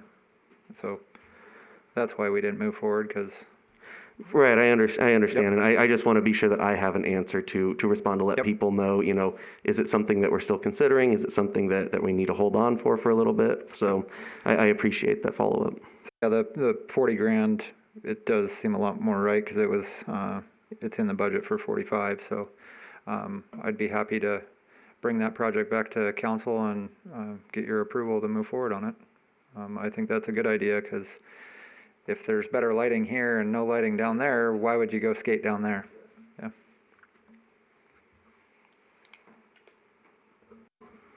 Any other questions? Councilmember Folda? Thank you, Mayor. So I think before we come around again, I would like to see more information about the fuel tanks and possibly bringing that in as an RFP for someone who would take over that and get those up to the standard that they need to be at before we move forward on our own with that project. Okay. Like I said, streets, if we could add signage better for Yucca Street or look at that. And then obviously for Parks and Rec, I would like more information about the uses of maybe reevaluating the uses of the parks between a multi-use park, using what's already existing, either partnering with the schools, and then all encompassing with the dog parks stuff issues that keep coming forward. Yeah. And I know the golf courses is hopefully they're bringing up their agenda item before we meet again for CIP. I'm not sure if that's just for that one contract, but it would be nice to have a real in-depth conversation about the golf courses and their future, because those are a lot of high expensive or high cost projects, and looking for money, there's not a way to do that up front. So really looking at and having a real deep conversation about the golf courses would be nice to have. And I think that was my only one. Couple comments for you had mentioned the dog park. We had asked for that to be reallocated. It wasn't really touched on earlier. We had worked with C-Spot Run, had a few meetings with them, trying to come up with a game plan that would appease everybody. Unfortunately, we just haven't reached that point, and that's why we're asking for reallocation until we can nail down exactly what needs to be done, and then seek for council approval if that's something that you'd like to move forward on. Mm-hmm. And then, for the maintenance contract for the golf course, right now we were aiming at January 12th meeting, which is the same time that the CIP would be coming back.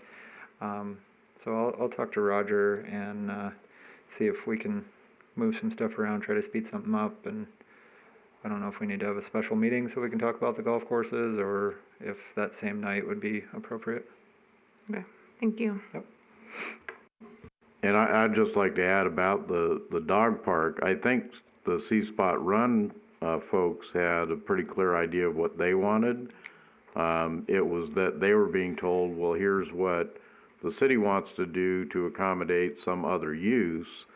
So I think that was where the confusion came into that. Again, C-Spot Run, I think they know what they would like to have. Yeah, and unfortunately that's originally how it came up, and that we've had a lot more productive conversations with them since that originally came up, and they do seem to have a clear idea of what they want.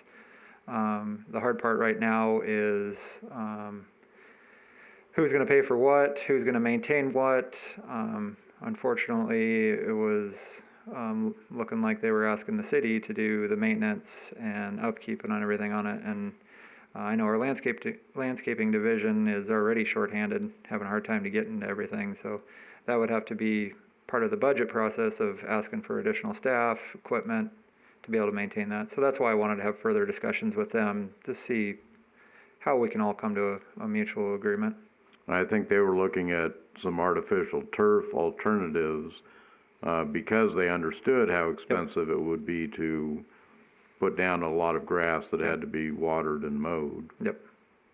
Yeah, the actual installation wasn't going to be too bad. It was the maintenance, the monthly maintenance on it. Right. So if we could come up with something artificial that the dogs would like, that sounds like a great plan to me. All right.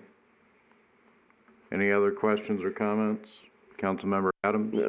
I just wanted to comment that I think the CIP and everything that was put together here today is just so much, it's just so much easier to go through, as I was going over it over the weekend and everything. It's just, it really is, even from last year, which was good, but we do keep improving, and I just wanted to share my appreciation for that. Yeah, I really agree. Carol did a great job of restructuring it. It still has all the same information, but it's restructured, condensed. It reads well. It reads well. That's what's important. Councilmember Hoskins? Well, basically, I think everyone's covered my points. The fuel farm, the airport control tower, and the golf course, the golf carts, and also the, as Councilwoman Folda said, the contracts. And maybe a little bit more information on the airport as to the finances, as to how we're doing right now, because we are in, COVID and a big loss. I don't think we've had an update on that. Thank you. Yep, yeah, we can get that. Anyone else? Well, I'd like to second what Councilmember Adams has brought up. I've brought it up before about, 7, 8 years ago. There was a lot of talk about, the CIP, and it was going to cost this much, and I asked for a copy of it. Yeah, this is way better. Yeah, I saw the first one when I got here. I don't remember what year it was, but the first one I got my hands on, it was one sheet. Yeah, it was, the one I got was like this copy and pasted Franken document that wasn't good. So, Ms. Lellis, again, I appreciate all your efforts. I know you've taken on added responsibilities as well during the past couple months. So, yes, my compliments to you. Much better document, and I think the residents will also appreciate that clarity. Mm-hmm. All right, we will then move to our last public comment period, or do we have? Mayor McManus? Yes. Sorry, just a couple of points. One of the things that staff was looking for was direction on to proceed with the CIP projects for fiscal year 21. We have the breakdown with each section and just getting council support on that because those were frozen due to the budget cuts before. And so this was the meeting to get direction on that. Secondly, based on my notes on the comments made by the council during this workshop, a couple of things I heard over and over again, return on investment and cost benefit analysis. So we're going to be taking that into consideration as we report back to you on each of these items and getting additional information. You had asked for clarification on the historic water filtration plant project. That is based on what we had provided to the council before, which is the recommendations from the Stantec study to preserve the water filtration plant and those cost estimates, excluding the roof. And so that's the basis for that project. A portion of the money would come from RDA funds. The other is our preliminary estimate of what we would try to achieve through the state grant. So was there any additional questions about that project?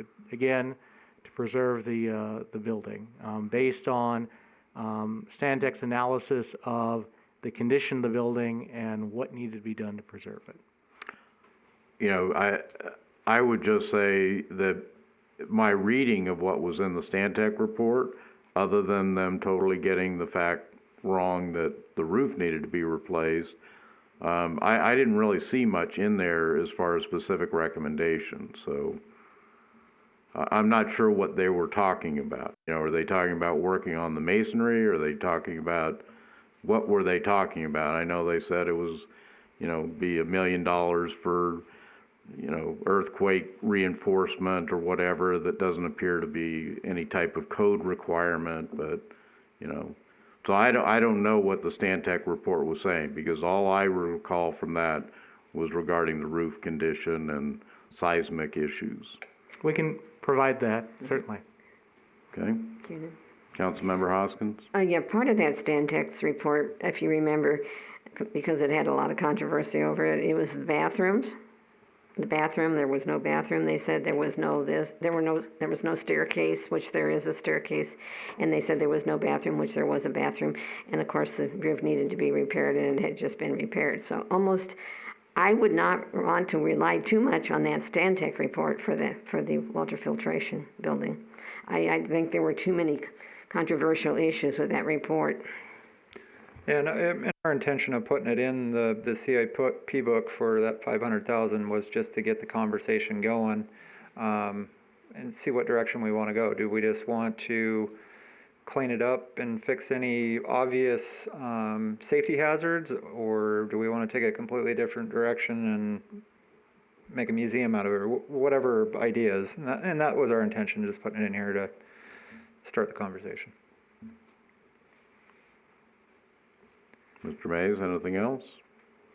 No, just seeking direction on the existing CIP workshops for CIP projects for this fiscal year.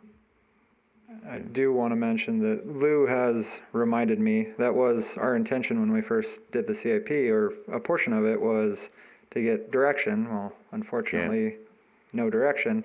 What Michael and I would like to see is, well, not see, but ask you guys, what do you feel is the best way that we can get approval or denial on moving forward on these projects? Would you like us to continue to bring back individual projects, or can we bring back a list of projects?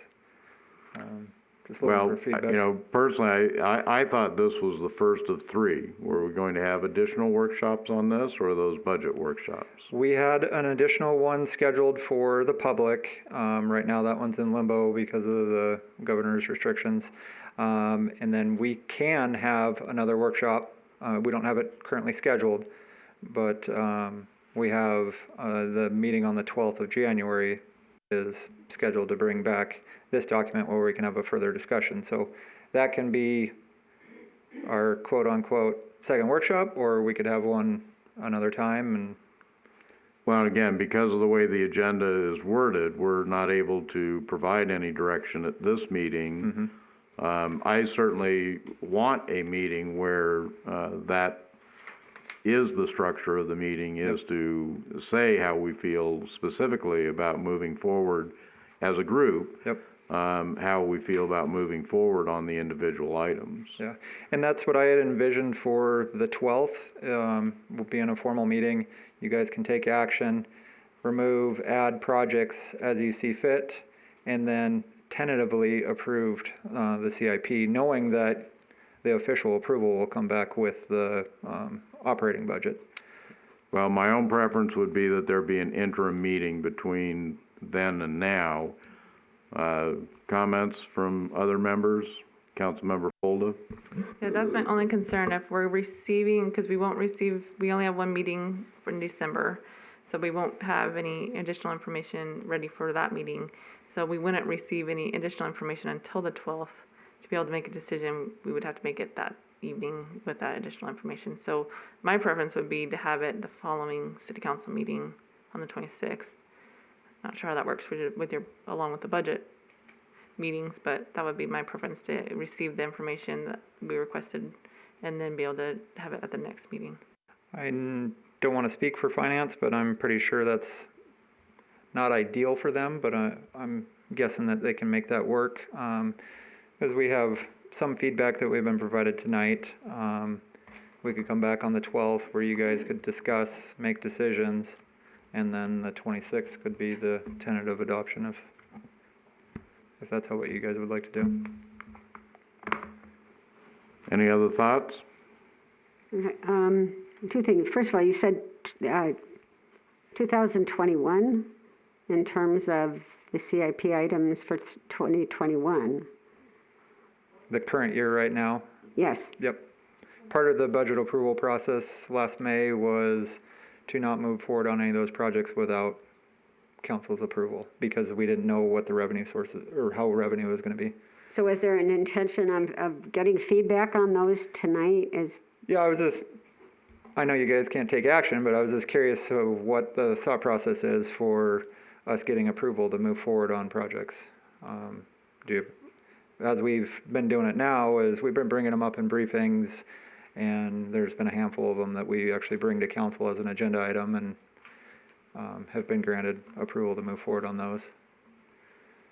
So I was just curious if we should proceed that way or... Well, again, personally, and I think Councilmember Hoskins has already commented on it, that we need an update on our financial picture.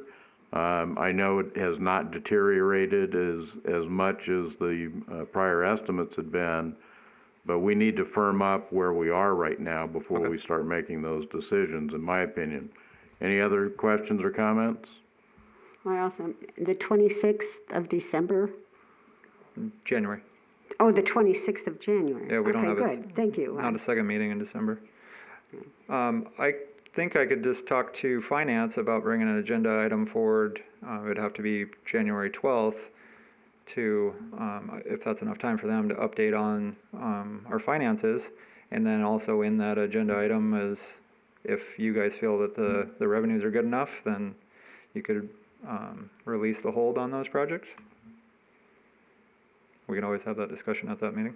Yep, again, we can't agree with you, I know. so. I'm just throwing it out there. I see a few nodding heads, so. Okay, any other comments, thoughts? All right. Oh, Carol has a little bit more for you. Sorry. I did want to say on the reallocation, and this can be part of an action possibly taken in January. The total, if reallocation, would actually be $3,657,502. So that was a number in the beginning I promised to tell you guys, and then we could actually bring that back at the next meeting to get approval to do the reallocation.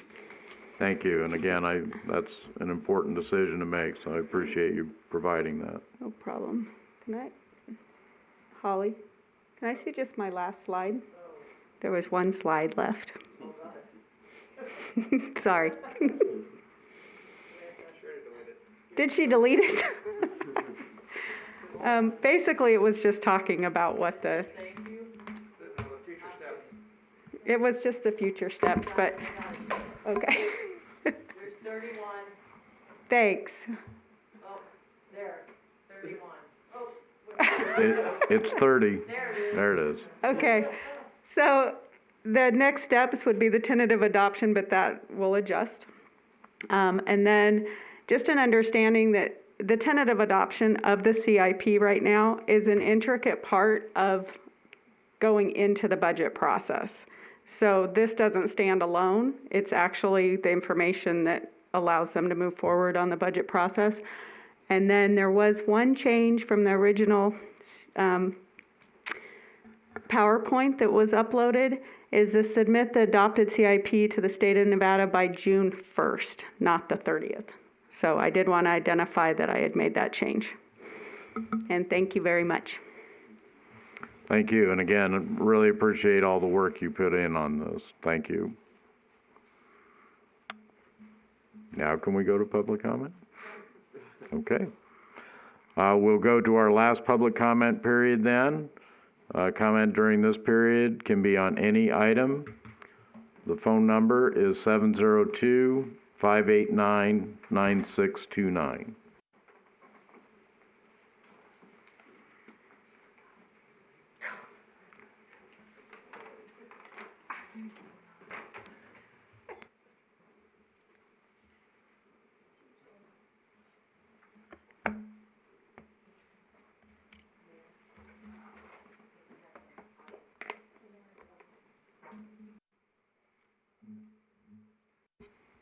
If we do have members of the public that want to speak in public comment, now would be a good opportunity for that. After this phone call. Public comment. Yes, I have a comment. Go ahead. Yes, good evening, Council. For the record, Fred Volz. The source documents prepared by city staff for fiscal year 22's capital improvement plan show good progress compared to last year's work product. However, it would be helpful to have all columns totaled for ease of review rather than requiring individual readers to do a manual calculation at multiple places throughout the various spreadsheets.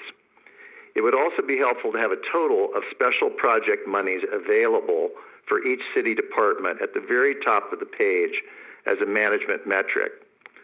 The reallocated projects suggested by staff make sense. In addition, more projects belong in the reallocated category, given the ongoing virus impacts to our local and national economy, what could be lengthy upcoming shutdowns of much of that economy, as well as the uncertainty of any temporary federal bailout of state and local entities, which won't solve the long-term structural problem of millions of people without jobs. Here are some additional reduction suggestions already discussed by you tonight. Why not contract operation of the airport fuel farm to a private operator rather than spending $925,000 from the general fund to subsidize this function, which has been chronically out of order? Why is there still $200,000 for aquatic and cultural center design fees from fiscal year 19 when we don't know the economic or business viability of renovating the existing pool or constructing a new municipal swimming pool up until $71,000 in consultant fees are spent for a renovation cost estimate? We already know it will cost roughly $35 million in today's money to build a new pool, given the pool committee's to-date deliberations about what they want. We need to delete lighting for the skateboard track at Veterans Park and save $45,000. Skateboarders are already using this facility well after the park's 10 p.m. closing time, with boom boxes blaring and no artificial lighting. Do we really need a $100,000 sand bin at the Boulder Creek course? What have we been doing up until now, and why isn't that adequate? The same applies to the Hemingway System Phase 2B project for over $4.6 million. Does the municipal cemetery need $100,000 in landscaping renovations? Why is a serviceable lobby in the Parks and Recreation Administrative offices in need of a $70,000 renovation? Park improvements total $1 million, yet many parts of this initiative are nice to haves, not must haves. Is there a compelling need to spend another $87,000 plus on Boulder Creek pavilion improvements, or $250,000 for pavilion restrooms, or $150,000 for restrooms on the golf links and greens? In the proposed plan, the City General Fund is slated to subsidize capital projects at the two golf courses in the next 5 years to the tune of $3.724 million. Shouldn't these courses be recategorized as enterprise funds, given their attributes, and required to operate independently on a pay-go basis? One of the projects that definitely falls into the public safety category is installation of video security systems at city buildings, not including parks. Less than $4,000 has been spent out of $550,000 planned. This particular project should have a very high priority to protect people and property from personal harm and vandalism. Little has been done to move this forward for well over a year. Finally, the biggest concern in tonight's proposal is the appetite to appropriate money for projects city staff lack the people resources to implement. What we have happening, and this is most apparent in the utility department's capital project numbers, is a huge backlog of projects, most of which are important to do, but that take a very long time to complete. Rather than appropriating money up front that can't be spent in a given fiscal year, it would make much more sense to cut down the backlog of undone projects by not layering almost $7 million of new projects on top of over $18 million in unspent appropriations. The appropriated but unspent money only keeps utility rates unnecessarily high in a given year, but isn't actually being spent to restore our utility infrastructure to a satisfactory condition. And I would ask that these comments be added verbatim to the record. Thank you. Thank you.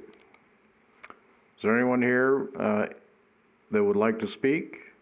Any member of the public? Does it have to be on CIP? It can be on any item you wish.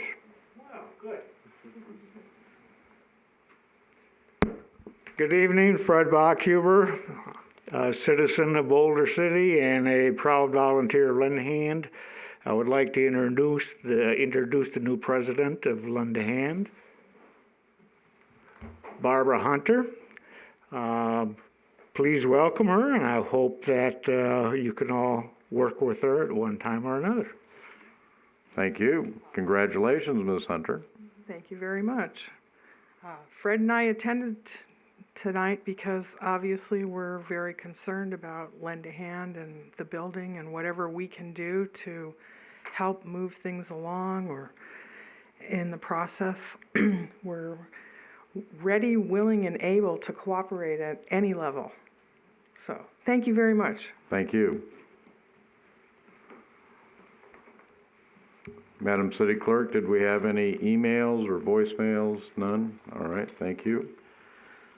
Again, if anyone does wish to speak during the final public comment period, the phone line is available. The number is 702-589-9629.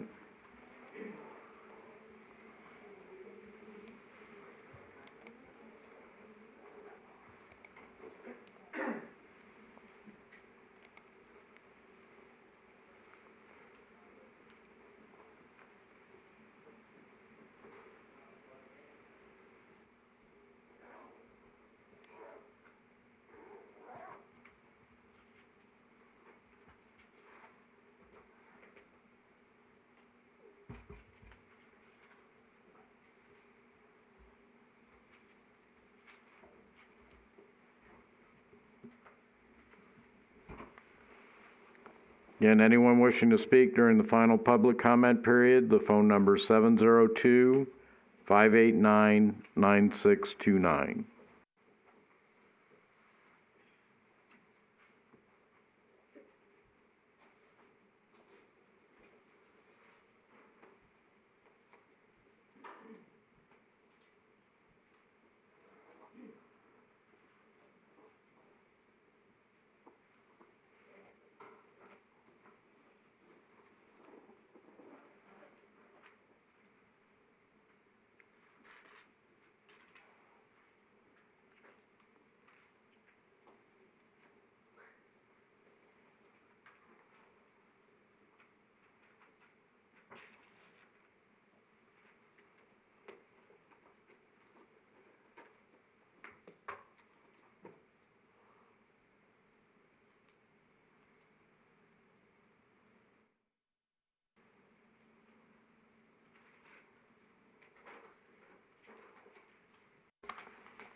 Hearing no others then, we will close the public comment period and adjourn the meeting. Thank you all very much.